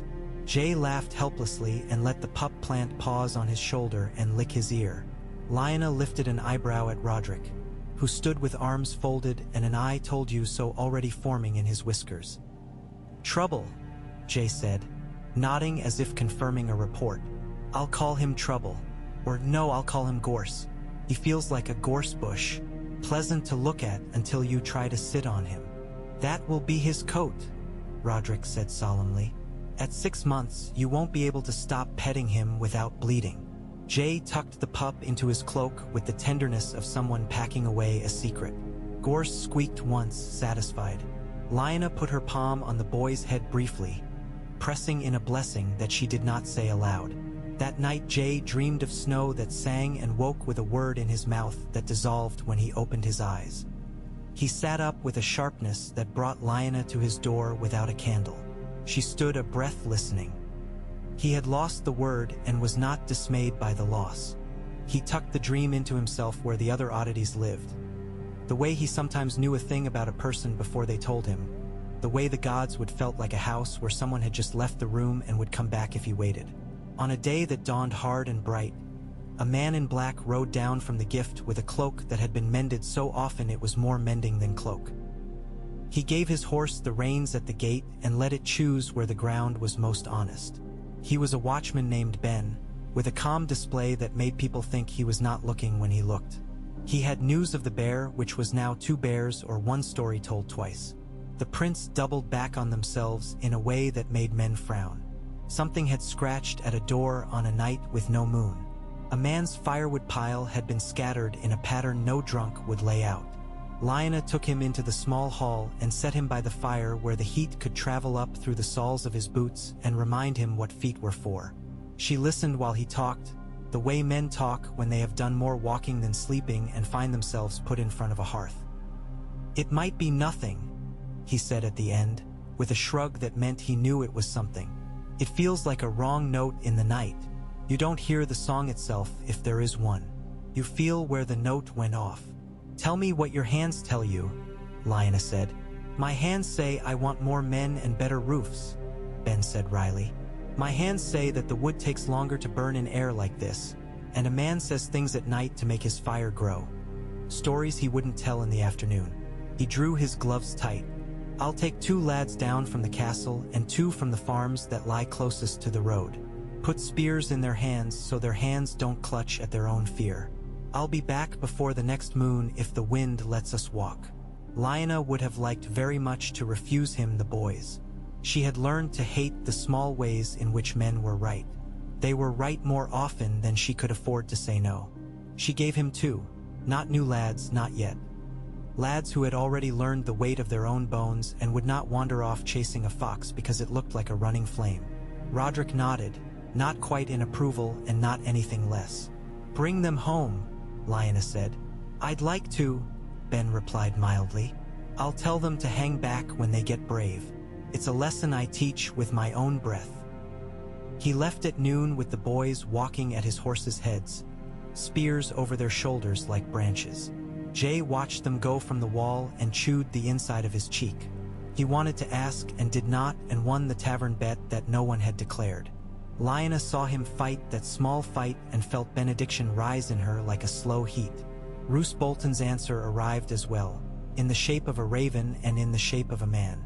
The raven said only that the Dreadfort maintained its own stores and interests and hoped Winterfell did as well.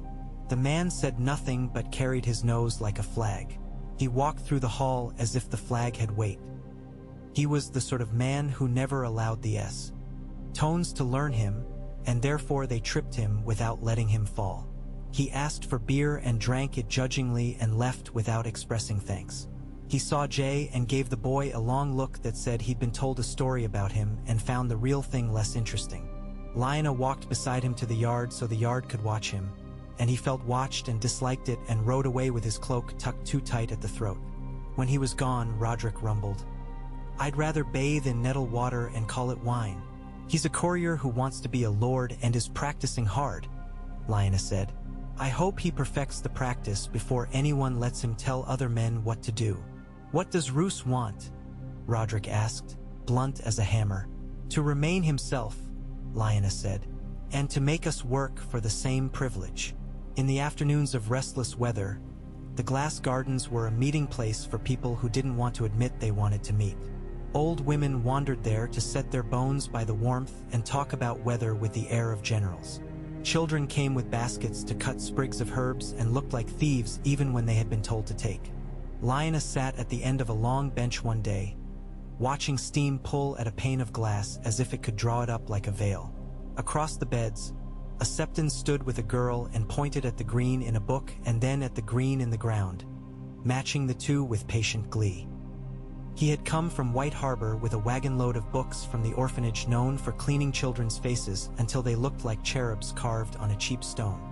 He had been told to stay 3 days and had stayed 5, and now he was telling all the children who could be coaxed to listen that ink and leaves were cousins.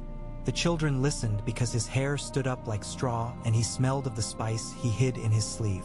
Jay stood a little way behind him, practicing interest without needing to. He had fallen in love with the idea of a pressed plant 3 years ago and had carried on an affair with any book that had one inside it. The septon saw him, saw Lyanna, and joined the two glances the way clever men do. "My lady," he called, without kneeling or fussing, for which Lyanna liked him. "Will you look at a miracle?" "I see 3, she said and pointed. At the children with their tongues between their teeth as they copied a leaf onto paper with charcoal.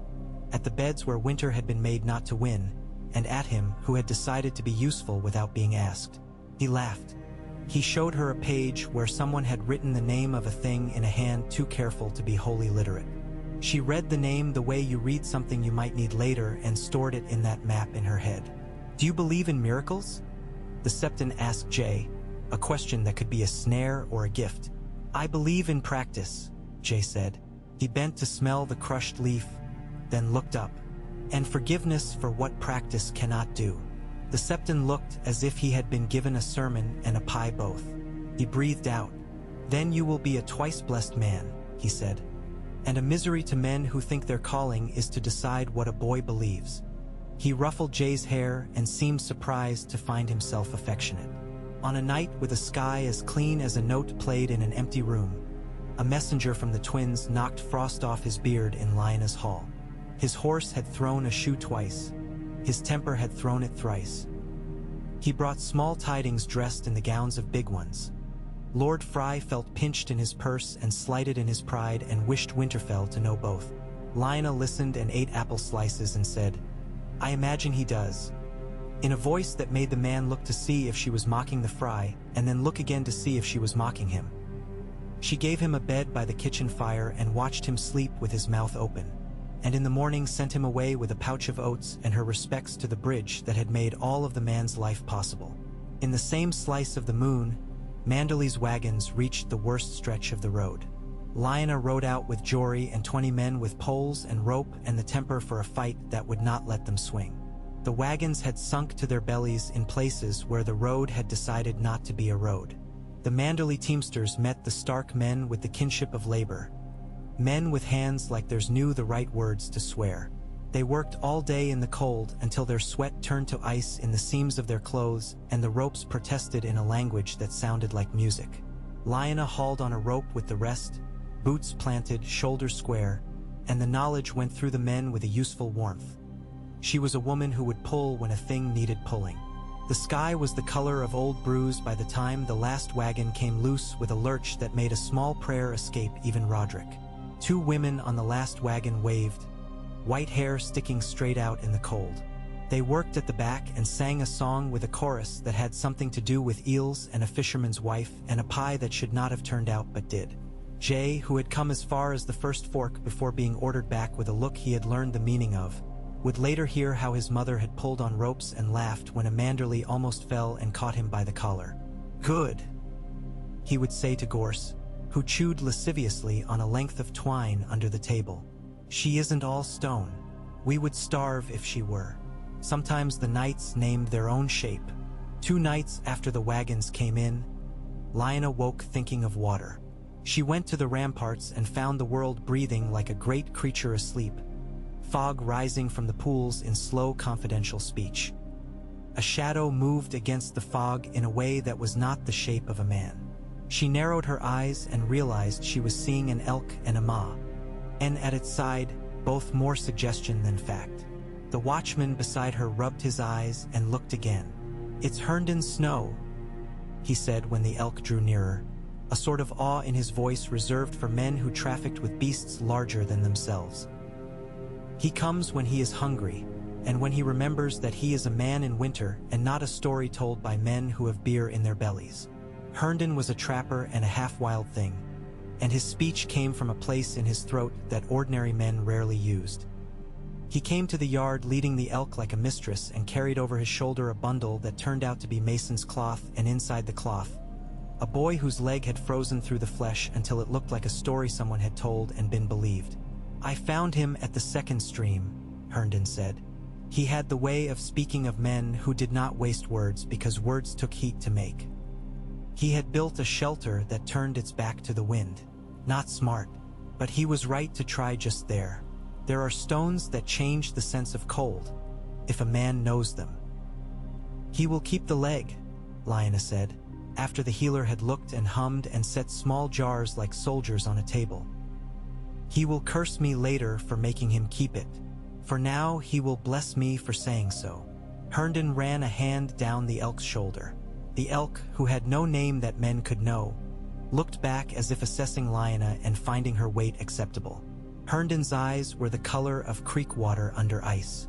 "Your men found the other boy's prints and no boy." Lyanna breathed once and did not spend her breath on what she could not shape. "Then we will find his mother and talk to her in the morning. There is no good to be done tonight except keeping this one's leg. Eat, sleep near the elk. No one will bother you there." "Nothing will bother him anywhere," Roderick muttered, not unafraid. The elk turned as if to agree and blew hard enough to rattle the frost from his whiskers. King's Landing did not announce itself with snow or fog. It announced itself by the sound of water rotting against stone. The sea favored it because of a grudge against ships. The sky favored it because it liked to have itself reflected in glass. Robert sat at a table that had been a queen's once and had his hand wrapped around a flagon that had twice as many dents as he did. Cersei walked from window to window like a wind that had been named and therefore could not stop. A Lannister cousin stood by the door and tried not to imagine himself stepping backward into the hall where Varys liked to sit like a fluffed bird plucking crumbs of conversation off a plate. "She sent them away," Robert said, head tilted back. The lines in his neck deeper than work had a right to make them. "She sent them away and said a thing about winter." "She will always say a thing about winter," Cersei replied. Her voice was a clean knife. "It is what the North does when it does not want to admit it is wrong." Robert looked as if he might pick up the table and throw it. He did not. He had learned, if not quite how to keep anger, how to stow it until he could spend it where it would make the right shape of break. "She was always stubborn," he said, and the words knew where they were going long before he did. Stubborn and sharp. She could empty a man with a word and then make him laugh while the emptiness was still open. "She is a woman," Cersei said. "Do not mistake that for magic. A man who denies her a thing becomes for her a thing to endure. That is how women survive stones." He looked at her as if surprised she would say it. Then he rubbed his eyes as if he could rub the memory of a girl with wild hair out of them. "She has that boy," he said. "She has him and she will not give him to me. And men say his name down here with a sound as if they have burned their tongues. If you want to know a man's name," Cersei said, turning, "you must ask the men who risk something to say it. Not the ones who like to make an enemy of a word." She moved to the table and set a finger on the wood and moved it in a circle to suggest that the circle was entirely hers. "If the boy stays north, he learns to be a wolf. If he comes south, he learns to be a pet. You decide how you like your enemies." Robert closed his eyes as if to hunch against a blow no one else could see. "I promised," he said. "You promised many things," Cersei replied, with the weary disdain of a woman who has catalogued a man's promises and found them ill-fitting for the space she lives in. "This one you liked at the time. Now you like something else. Do you like me breaking it?" he asked sharply. She looked at him steadily and said nothing, which was its own kind of answer. Later, when Robert was alone and the flagon was lighter and his temper calmer for the willing damage done to the flagon's contents, Jaime Lannister came to stand at the window and look down at the city moving like a thing thinking about itself. He was not supposed to stand there without invitation. He did it anyway. He had a face like a story told by too many men at a fire who wanted to win the last laugh. He stood and watched the water glow under a gray sky and then said, "She said no. She said no and told me winter comes," Robert said, and the word winter tasted good and terrible at once. "She talked as if it were a thing with a voice." "It is in the north," Jaime said. "Ask anyone whose house leans toward a wind for 6 months of the year. Ask anyone who has had to put their own hand back into their sleeve because it decided to leave." Robert smiled despite himself. He had learned, despite himself, to like Jaime when Jaime was held by no strings. "Your father will say she must be taught," Robert said. "My father will say many things," Jaime replied, glancing at his own beautiful hand as if expecting to find a dent in it. "He will say honor likes the taste of meat and he will feed it. He will say you must make. Sure, a wolf knows which direction to hunt. He will say something about keys and doors. And he will send someone who smells like a candle to count swans. You mock him because you are him," Robert said, and Jaime inclined his head without apology, as if being his father's son were a suit he had been fitted for and now wore because going naked in public made fewer statements than one might hope. "What would you do?" Robert asked, and the asking was curiosity rather than humility. "Nothing," Jaime said. "Not yet. Let the boy learn what a hall sounds like when his name is spoken in it. Let him learn what a hound looks like when it bites and how to hold a sword without breaking a finger. When he is old enough to think he knows his own mind, ask him a question about roads." Roads, Robert repeated. Yes, Jaime said. Ask him whether he would like to build one. If he says yes, offer him your stones. If he says no, you will know what he is. Then you can decide to kill him or marry him. Robert laughed more loudly than he wanted to. Marry him, he said. To whom? To an idea, Jaime said. To the north. To a thing that will keep you on your throne when your sons are not men yet. I do not have sons, Robert snapped, and the truth of it landed in the room and sat down heavily on an empty chair. You have choices, Jaime said, and smiled the dangerous smile of a man who has stepped out of a knife's way so often he is bored with the exercise. That will have to do. Varys came later like a quiet disease curing an itch a man had gotten used to. He was cheery and precise as always, and he had a tidbit about a brown book missing from a small sept by the Trident and another about a man in White Harbor who had taken to counting swans. He set the tidbits down the way a cook sets down dishes no one asked for and waited to see which one would be eaten first. Robert ate neither. Cersei tasted both and declared them salty and useful. She sent a note to her father. The note said, in her hand, that men could not distinguish from a strong man's. This is a mess whose odor will cross the sea. Bring vinegar. Back in Winterfell, the days turned from the first sharpness of winter to the longer dull. That was when men made mistakes. Lyanna increased the schedule for feeding the dogs. Hungry dogs barked at shadows. Well-fed dogs barked at things. She had learned to listen to the different barks.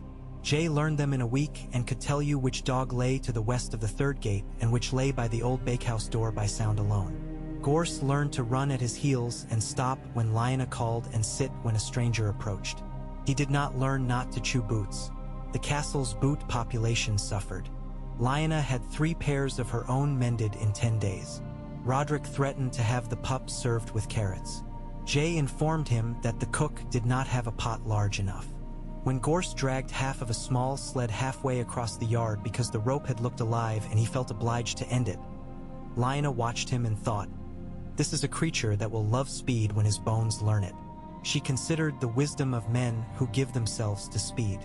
She decided she would give Jay a horse longer-legged than late parents would approve. Then she decided to do nothing yet.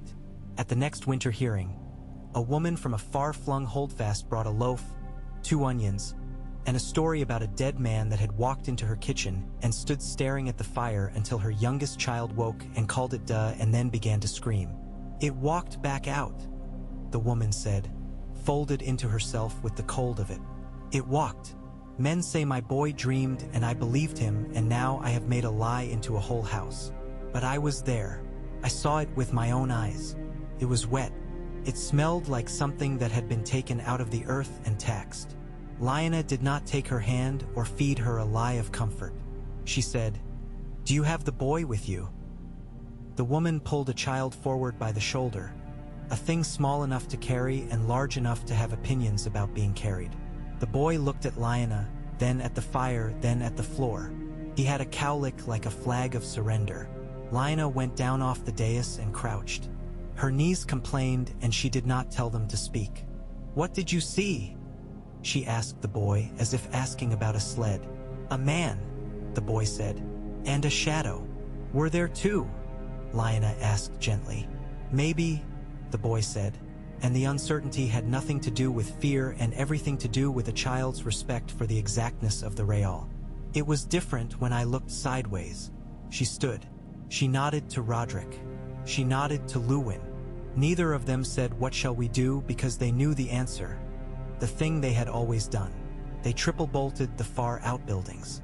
They set men to sleep with the livestock and answer the bleat of a ewe at night as if it were a call to arms. They sent a man from the watch a loaf, a pike, and 3 stouter boys. They taught the children a song about how to wake the big dog and when not to.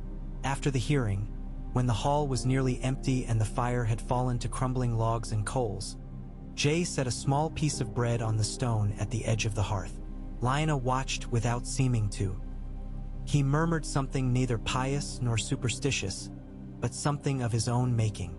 He had long ago become fluid where other children were stiff, his sense of what to do shaped by his sense of what was called for rather than by a list of rules. She liked him for that and feared for him for it. There were men who would dislike it simple as they disliked cold. "Do you believe in dead men walking?" he asked her that evening when he came up to kiss the back of her hand in mimicry of knights who had kissed rings the day they were made knight and then forgotten that their hands had once been dirty. "I believe in winter forgetting to stop," she said, "and in the way the world makes mistakes and then teaches us to live with them." "What would you do if you saw one?" "Stop it walking," she said. "Then stop the next." "Do you want a fire under the blanket?" He breathlessly admitted yes, as his shoulders had lost the fight with pride. That night he slept warm and dreamed of the smell of wool on stone warmed by spring water. Lyanna dreamed of an old man's hand writing a name in a book, carefully and secretly and with pleasure, and woke with a laugh in her throat that made her feel treacherous to the dead. The laugh was not for them. It was for the knowledge that the thing they had done had not stopped being real just because reality offended men. Howland Reed's second letter came wrapped in fresh reed leaf in the depth of winter. He told of a man with half his beard gone traveling by night with 4 barrels on a sleigh.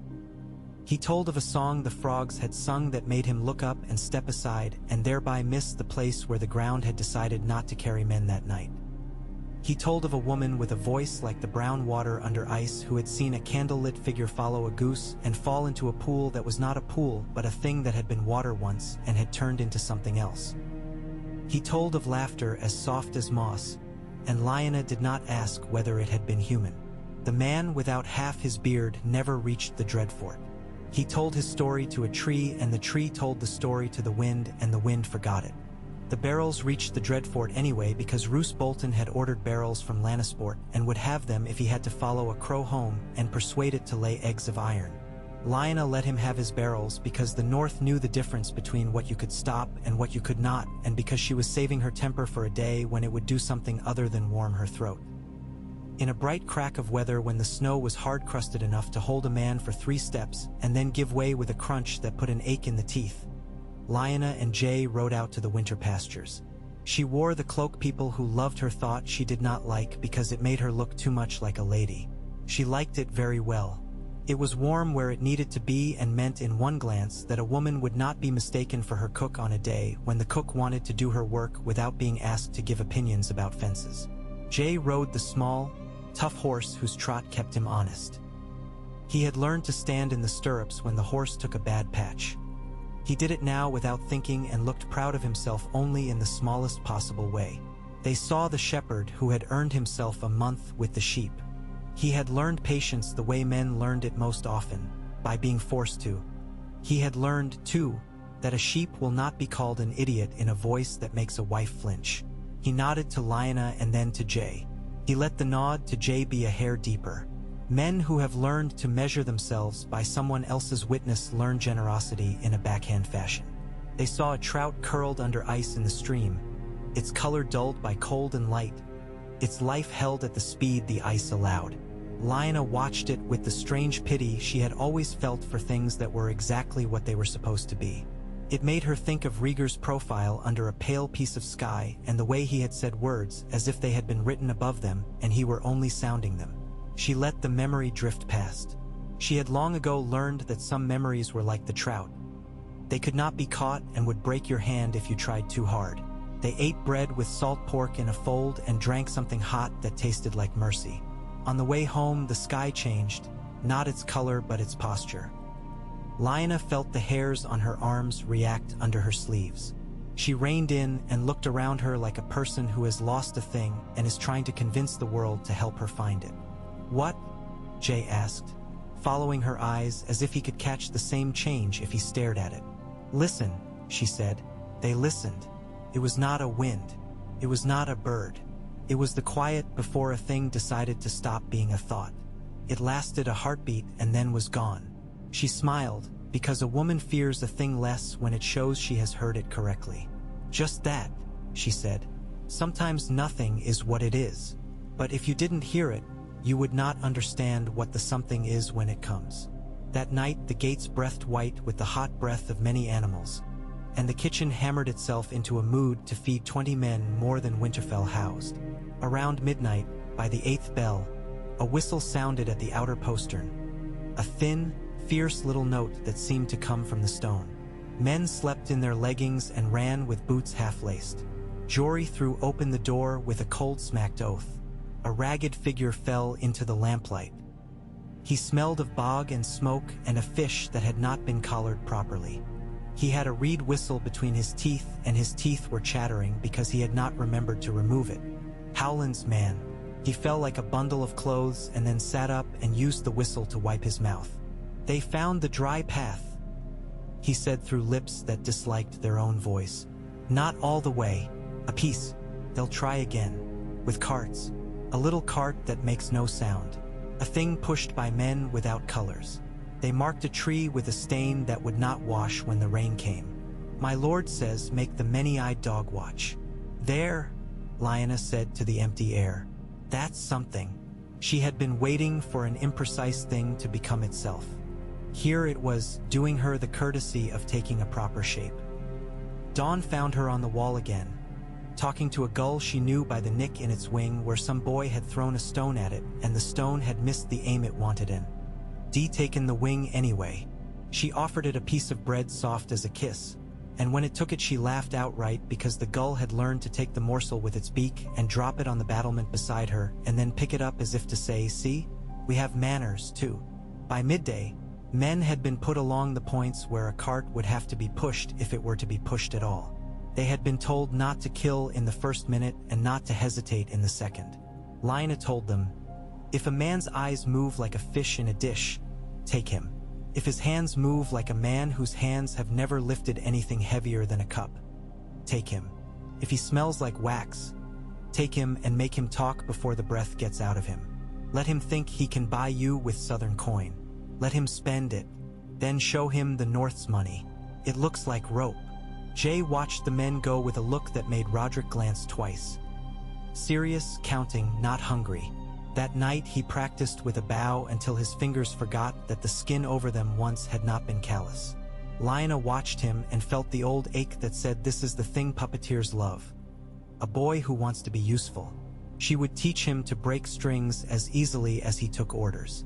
2 days later, men came into Winterfell on foot with their feet wrapped in rags that had been good linen once and might be again if someone with a kind hand found them. Jory had found them by the rutted willow and had not smiled when one of them tried to hand him a coin with a lion on it from a hand that trembled. They sat in the great hall looking like men who had expected to die in the cold and were embarrassed not to have done it. They were from King's Landing by their speech and a little from Lannisport by their manner. They looked everywhere they weren't supposed to, the way men do when they are trying to make a map of a room in their heads. Lyanna sat and made the hall what it was. An answer to men who brought trouble where it liked to sit. Luwin stood to her right.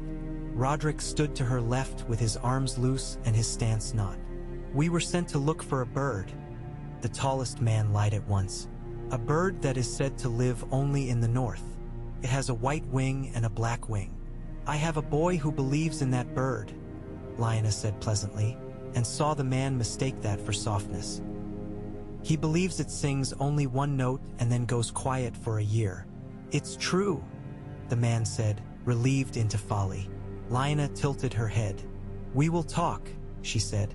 We will have a long, pleasant talk. We will heat your feet in brine water and feed you soup, and then we will talk again when your fingers have learned to move. We will talk long enough that a man who truly came for a bird will tell me what the bird eats. Seeds, the man said, and Luwin's mouth turned downward in a shape that meant he was setting aside 3 approaches and preparing for a 4th. They talked. They talked until the men were sweating with the effort to remain blank. They talked until one of the men, the one with the candle smell strongest on him, said, "A paper," and then said nothing else for an hour because he realized what his mouth had done and decided to punish it. Lyanna did not ask the men about the paper again that day. Sometimes men would betray a question if you kept them talking about anything else. She asked them about the road. She asked them about their boots. She asked them where the last inn on the East Road had put them to sleep, and what the inn smelled like, and whether the dog at the inn had been fat. At midnight she left them with Mikken, who could speak to a man in a way that made the man want to become a better sword. Mikken was not cruel. He was eloquent. By dawn, the Candleman had told them how many steps it took to cross the room where his master, who was not his master, kept papers, and how many locks stood between the room and the hall, and what the master smelled like when he fell asleep. Somewhere in the south, a man who called himself Rydestone had a dream of rice paper making confetti in a room where a breeze had found its way through a crack. He woke with a start and reached for the trunk at his foot and felt better when his palm found the cold iron. Lyanna slept an hour in the dawn when the birds make their foolish music. She woke to the smell of oatcakes and boiled onions and a small boy breathing through his mouth because of a cold. Jay stood in the arch of her door with bed hair and his arms wrapped around a wriggling gorse. "You smell like rope," Jay told her, as if reporting the weather. He had slept through most of the men's talking and had dreamed of something his mind would not yet let him name. He kissed her brow and tasted salt there, as if she had been at sea. The day wrote itself. Men sent to guard corners, a raven to Wyman asking whether his swans had ever eaten glue, an old woman in the hall with a jar of pickled plums insisting she had found a letter folded into the bottom when she took the last plum out, a girl asking whether she could learn to write with her left hand because her right never had the patience, a young thief caught with 3 candles and 2 apples, a shepherd returned from the sheep month with the smell of lanolin and insight. At dusk, the Candleman confessed to Luwin that he had gone to every sept open after dark in King's Landing to look for a book that would make a boy into a banner. Lyanna heard him say it and did not let her face change. She thanked him for his honesty in a tone that suggested a kindness she felt and did not feel both. She asked him whether he believed in banners. "I believe in nailing something to a pole," he said. "And in men who cheer because they see their own cheer reflected." "Then you will be useful," she said, and he blanched because he had been hoping he would be put out into the snow with something to die of. She put him to work cutting wood. She set a boy to watch him who did not like watching and therefore watched well. She would keep him until he grew homesick. Then she would send him home with a message pinned to his temper. "The North holds a thing you won't get." Cersei's letter to her father reached the rock with all the dignity ravens could lend it. Tywin read it standing at a window with a view of men loading iron onto mules and thought about glass and laws and the taste of cold in a man's teeth. He ordered 2 loads of gold to be smelted into thin coins stamped with something that no one would think to look at twice. He ordered 3 men he disliked to go to the Citadel and make themselves friendly, and told them not to come back until the piles of brown books had grown an inch smaller. He wrote to his daughter and told her not to be an idiot. He wrote to the king and told him to keep his oath or break it, but to stop stepping in both directions because it wore out his boots. He did not write to Lyanna. He had already sent her a letter once, years ago, and he had never liked the taste it had left. In Winterfell's small hours, when men slept and women slept and children pretended not to listen to the noises the house made, Lyanna stood again in the crypt. She had brought no torch. She knew where she was going. She stopped at the blank niche and pressed her forehead to the stone beside it. It was not a pious gesture and not an impious one either. It was a way of reminding her flesh that it belonged to the cold and should learn it. She thought of names not carved. She thought of vows made and kept and broken and mended like old cloth. She thought of Robert's face and Rhaegar's and did not linger on either. She thought of a boy sleeping about 20 paces of stone and air away, one that the world wanted to be a blade and a song, and she decided he would be a door. The weather shifted a degree, as if someone had lifted a blanket off the sky and replaced it with another. The winds came to heal. Men still complained about the cold, but a few of them laughed while complaining. The dogs barked less from nerves and more from a sense of being dogs. The watchman Ben sent a boy back with a note that said only, "Not a bear." It moved as if it remembered warmth the way a drunk remembers water. He sent also the boy with the cowlick from the hearing story. The boy had come in the night with his mother and had sat by the barn door with his eyes on the edge where air meets earth. When something had moved there, he had set his small body in front of the smaller children. When it had moved again, he had begun to sing, and the dog had woken and men had woken and the thing at the corner of the world had decided it was bored with this piece of ground and left. Ben sent the boy back to Winterfell with the lesson written on him like a bruise. A song can be a weapon if you hold it by the right end. Lyanna set him to work carrying wood for 3 days, because it made boys remember the weight of a thing in their hands. She fed him an apple at the end of each day. The apple was larger than the boy's hand, and he took 3 bites from it and then offered it back the way poor boys sometimes do, as if expecting the world to prove itself mean. She told him to finish it or give it to a dog. He obeyed in his own way. He was careful to take bites from all around the apple so no dog would be offended if the dog received the remains. Daisy came back with a story about a man on the river road who had sold her false salt. She had thrown it into his face, and he had to choose between crying and laughing, and had chosen laughing because salt in a man's eye makes tears anyway. She drank Lyanna's warmed mead with cloves and described each of the man's apologies as if they were fish she was cleaning. Lyanna loved her in a rough, sisterly way, an affection entirely unlike the love she kept for men because it did not need to be held on a leash. "Will you marry?" Daisy asked her bluntly one night when the fire was full and full of itself. Women can ask each other what men would rather avoid. "No," Lyanna said, and then amended the answer with the kind of truth that keeps friendship. "Not in the way men mean. A man would make the deed into a thing that keeps other men away from me.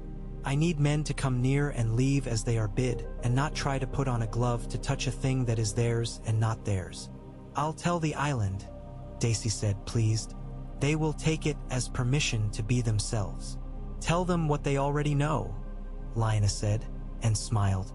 "We are all permission, if we look at ourselves correctly." Jay grew a little and then fell ill for 3 days with a fever that brought old terror loping back at Lyanna with its tongue out. She stood by the bed and learned what every mother learns: that if a god had asked for a hand, she would have cut it off and put it in the god's bowl with her teeth, and then asked what else. The fever broke. He woke with eyes that had seen something he would not talk about, at least not until summer, and a mouth dry enough to make him cry when it found water. She fed him with a spoon and pretended that neither of them remembered a bed in a tower and a woman who had died in it, except for the times in the day when she did remember, and let the memory be a thing laid on dish and then put away again clean. He slept with gorse under his arm, and the pup only peed once and felt shame about it, so hot it could have burned paint. When he was better, he went to the godswood with a slowness that meant he was not yet himself and needed the smell of the pools to remind him where his edges were. He did not ask Lyanna to come. She went anyway and stood behind a tree and watched him stand in front of the heart tree with his hands open. He did not ask for anything and did not offer anything. He stood in such a way that would be prayer if you were the kind of person who needed to call it that. She watched him and felt her own fear loosen a tie around her chest. When he turned, he knew she was there and did not pretend otherwise. He took her hand with the dignity of a man who admits he needed a thing and would have asked if he had not been so busy. That night the wind changed again and the snow began to say a different thing. Lyanna lay awake and listened to it right on the roof. She worried the fur edge of her blanket between 2 fingers until it felt like a habit and not a tick. She thought of a narrow road across a pool of water and imagined it breaking under the foot of a careless man. And in her mind she echoed Howland, "We keep what we can." In the shelf below her bed the paper slept, innocuous and light and heavier than any stone in the castle. Spring would come. It always did, even when it came like a thief to snatch and drop. The white knife would heave itself out from under its cover of steel. The dogs would begin to shed and men would swear at Heir on their bread and be grateful to be alive enough to swear. Before that, there would be flesh to keep warm and a king to deny and a dreadfort to watch and a neck to trust and a boy to teach apples and law and how to wait for a hawk to stoop and how not to canter a horse from the stable because it soured a beast. The list of things to do was always the same in winter. The particular names altered, the work did not. In the night between nights, when all of the castle's air seemed to be under a bowl and very clean and very scarce, Lyanna had a dream that was not entirely a dream. She was in the courtyard. Snow was falling like ash. She could see her breath in the dream, and the sight did not surprise her. At the gate stood a man with a banner on a pole that had no flag. He held the pole as if a flag were there. He looked at her and said, "Name it or it will name you." And she woke with her hands clenched into fists so tight her nails had bit palm. She stood at her window and watched the red line along the horizon grow into a lid that lifted. In the yard, A woman with a broom was beating the bottom of a rug with the dedication of a priest at an altar. The rug gave up a stale smell and a fog of dust that looked like smoke. The day began the way days did, without help. Lyanna drank something hot and strongly bitter and did not sweeten it. She walked the long corridor to Jay's chamber, knocked on the jamb out of habit rather than need, and opened the door to find him standing at the window with gorse in the crook of one arm. The pup had grown in the night and was surprised by it. He blinked at her and sneezed and looked proud of both. "Today," Jay announced, with the rule of a boy who knew he needed to make rules for his fear if his fear was to be useful. "I mean to run the whole yard twice in the cold. Once for my mind and once for my feet." "Do the feet first," Lyanna said. "The mind will believe them." He went down with the long-legged awkwardness of a boy on the edge of his next body, and she watched from the rampart while he circled the yard with a speed that calmed him. When he had run and run and run, he did not stop at the line he had decided for himself. He took 2 steps more. This pleased her. He did not know how to stop being a child yet. She would not crush that out of him with practice. But he had a mind that counted, and she would make the counting precise. He stopped near the well and leaned his head against the cold stones as if to whisper to them. Gorse tried to climb the stones. Gorse learned a lesson about the ice on a well and skittered back to sit and watch the water move in small, glowing circles. He would decide later that he had liked it all along. At noon a boy came running with breath in front of him like a flag. "A raven," he panted, and Lyanna took the strip of parchment and saw the citadel's gray mark. It was plain and felt like a hand with clean nails. Maester Norrin of Old Town to Maester Luwin of Winterfell. A question with respect. Had he a copy of the Register of Marriages from the Riverlands near a certain ford, from a certain season, because their own records were, alas, incomplete because of a flood of mice in the library in the year of a plague. Hugs and kisses from the citadel to the north. The wording was such that a person could pass it to a rider and the rider would not blink. Luwin read it and his mouth barely moved. "Men," Lyanna said, "are getting worse at lying. They are getting better at assuming they are not being listened to," Luwin said. "Or perhaps they believe in floods of mice." "They believe in floods," Lyanna said, and folded the paper. "They expect the world to wash their mess away. Write them a letter about sheep, and ask whether they have recommendations for an ointment for the elbows of men who spend too long with their arms on tables. And say that we regret their mice." "I will," Luwin said, the weight of his fond weariness making the words soft. At dusk, Jay returned from the armory with a lath sword raised in triumph like a stolen flag. He had bested an older boy twice in the yard and failed to best him a 3rd time when his arm grew tired and his pride didn't.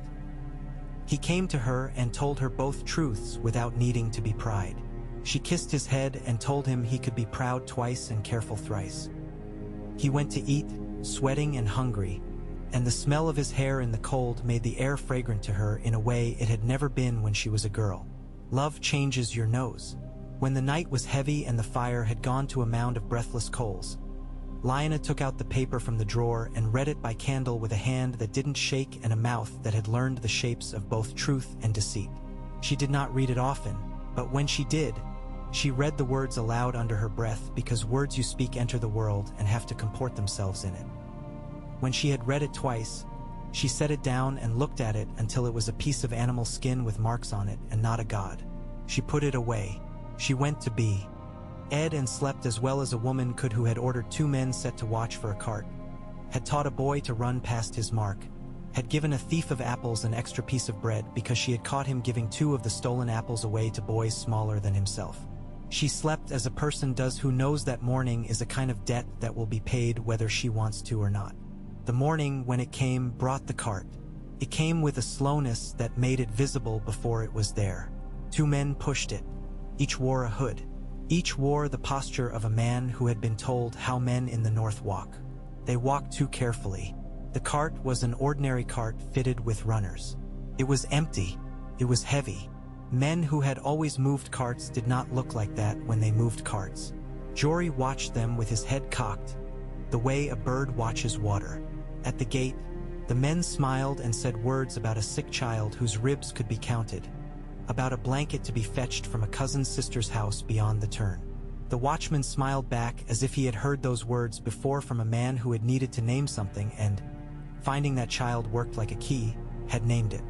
"Let's see the child," Jory said, and the men froze and one ran and was tripped by a boy who had decided last week that his pride lay in his feet.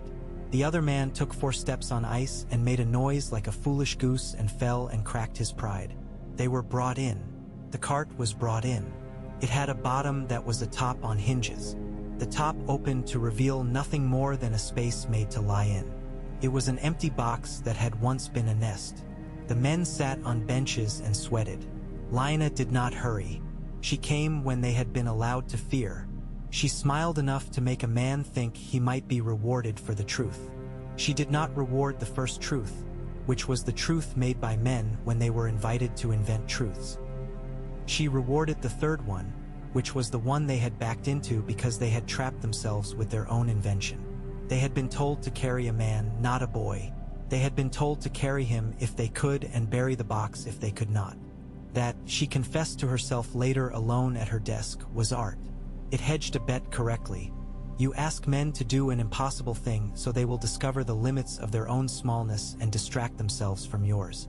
She thanked them for their service to her education and put the men to work mending fences. One of them had hands that liked wood. He would resent the work until he found out he was good at it, and then he would be angry for a different reason. That was his business. Jay watched all of this with eyes that were learning what a line of questioning could do. He went to the god's wood afterward and asked the tree whether it was pleased. The tree said nothing. The water said nothing. Gorse ate a stick and looked solemn. It was enough. There were letters from Ricard Karstark and Meege Mormont and the Riswells and Lord Manderley again, and one from a Septon in White Harbor, who had fallen in love with the way snow creaked under boots. There was a visit from a thin, damp fellow out of Barrowton who wanted to talk about grain but really wanted to talk about whether Lyanna would give him leave to set a small school in his house, for children whose parents wanted them to learn their letters without learning the names of gods. "Do it," she said, "and tell me whether the chalk freezes. I have theories." There was a pig that turned up with a ribbon around its neck and a tag that said, in a hand like a grandmother's, "For the hall." And no one could be found who had tied the ribbon. A boy went missing for a night and was found in the morning in the glass gardens asleep under 2 leaves. He had decided to see whether plants felt warm at night too. They did not. He had warmed them, so he had declared it a victory and fallen asleep.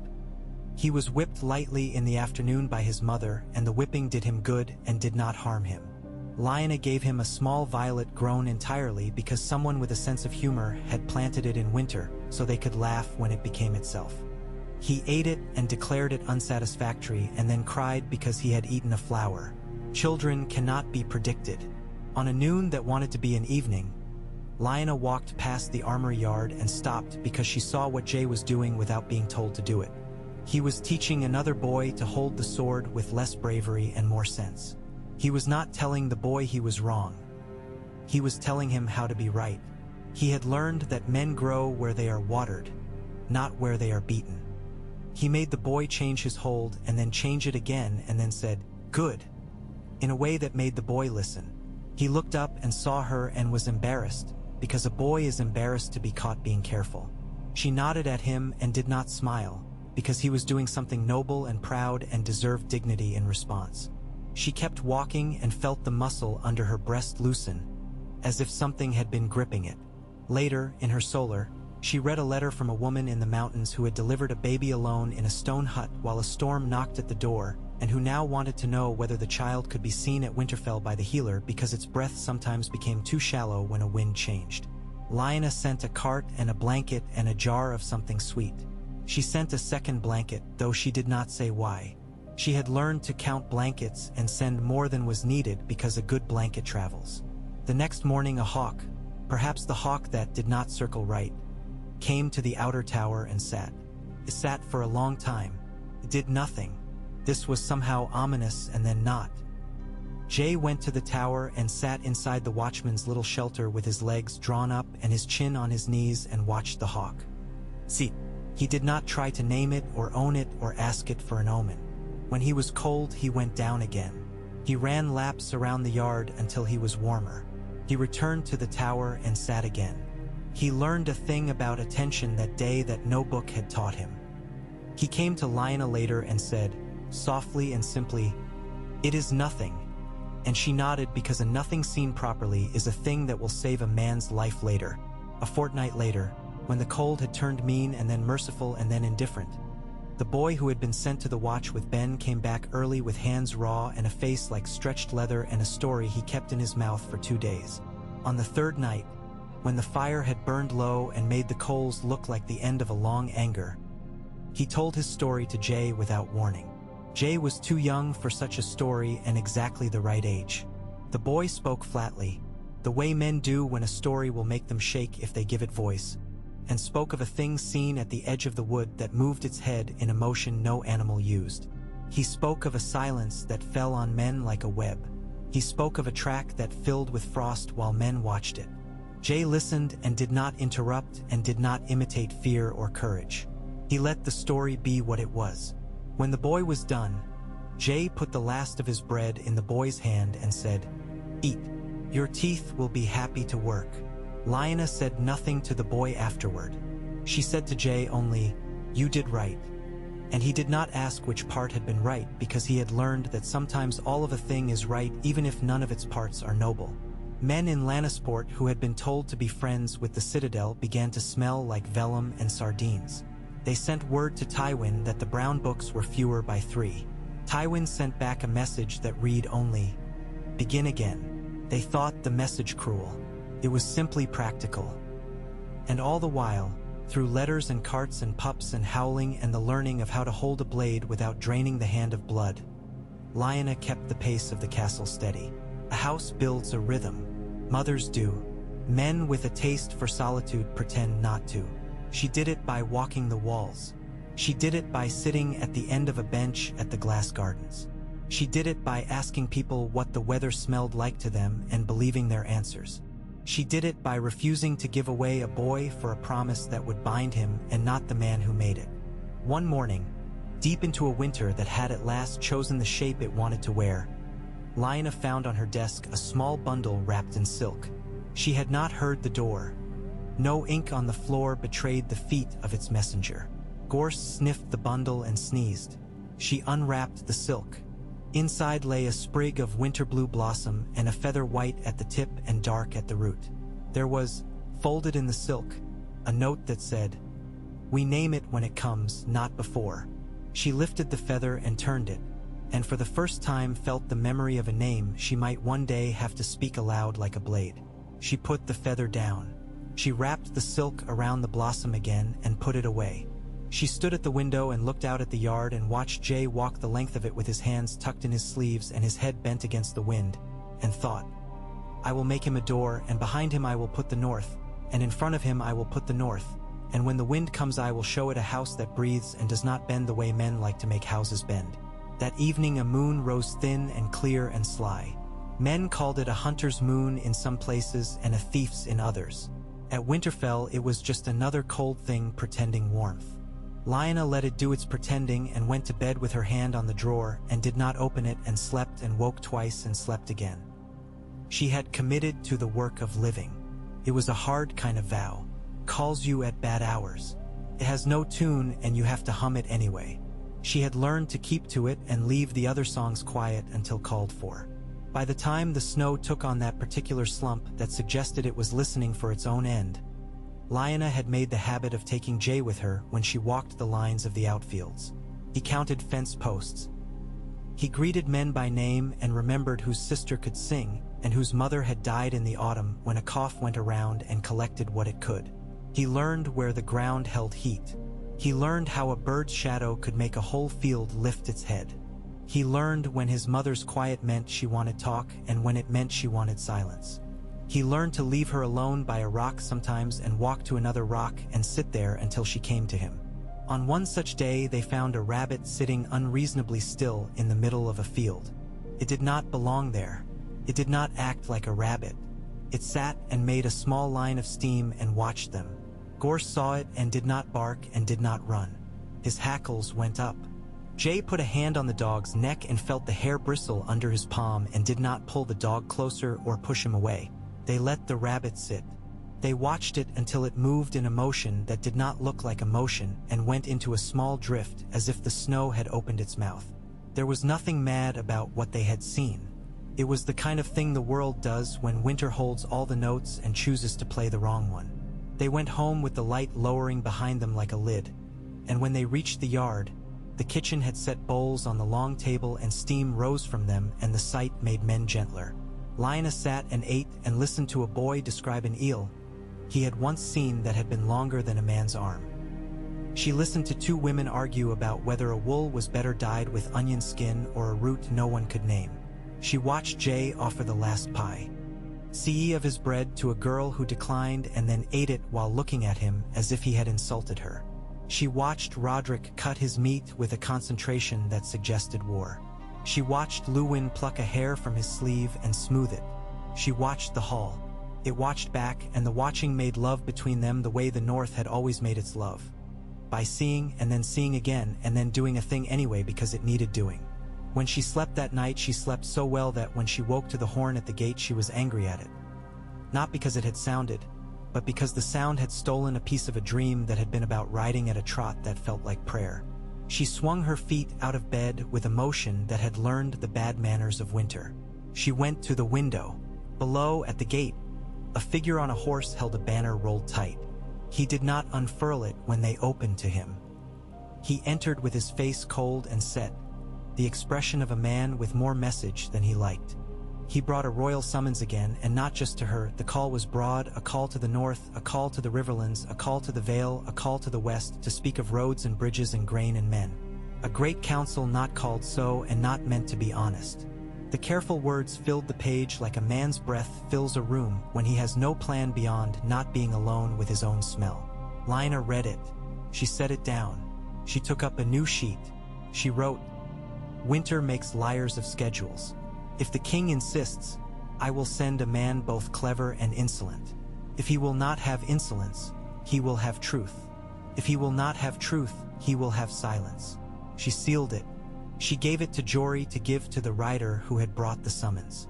She stood at the window again and watched the rider leave and thought of the way a hawk had sat and watched and done nothing and how comforting it had been.